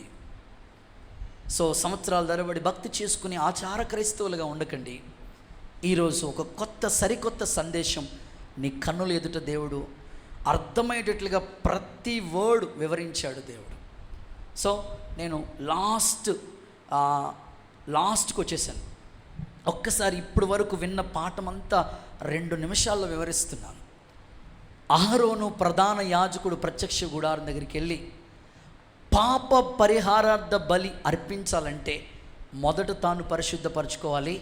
ఆ తర్వాత 2 మేక పిల్లలను తీసుకొచ్చి 2 చీట్లు, ఒక చీటి పైన యెహోవా పేరట అని రావాలి, రెండవ దాని పేర విడిచిపెట్టడ అని రావాలి. సో ఏ చీట్ అయితే తీస్తాడో దాన్ని తీసుకెళ్ళి బలి చేసేయాలి, దేన్నైతే విడిచిపెట్టాలో దాన్ని తీసుకెళ్ళి అరణ్యంలో విడిచిపెట్టేసేయాలి. ఇది పాత నిబంధనలో ఒక జరిగిన సంభవం. సో దీన్ని క్రొత్త నిబంధనలో యేసయ్య లోక పాపమును మోసుకుని పోయే దేవుని గొర్రెపిల్లగా వచ్చాడు. ఓకే, ఆ గొర్రెపిల్లగా ఉన్న యేసుక్రీస్తు ప్రభువే ఈ మేక పిల్ల ఎలాగైతే ప్రజలందరి పాపాలని భరించిందో, యేసయ్య కూడా సిలువలో మన పాపాలను భరించాడు. 2, ఆ మేక ఎలాగైతే విడిచిపెట్టబడిందో యేసయ్య కూడా ఆ సిలువలో తండ్రిన దేవుడు యేసయ్య చేతులు విడిచిపెట్టేశాడు, ఒంటరి వాడిన స్థితి. సో నీ కోసమే. 3వది, అజాజేలు అంటే ప్రత్యేకించబడింది. యేసయ్య కూడా పాపుల్లో చేరక ప్రత్యేకంగా ఉన్నాడు. ఈ గుడ్ ఫ్రైడే శుభ వర్తమానం ద్వారా ఈ మాటల్ని గుండెల్ని స్థిరపరిచి సరిచేసి అంటుకట్టి రాజ్యం కొరకు సిద్ధపరచునుగాక. సో అందరూ అలాగే మోకరిద్దాం.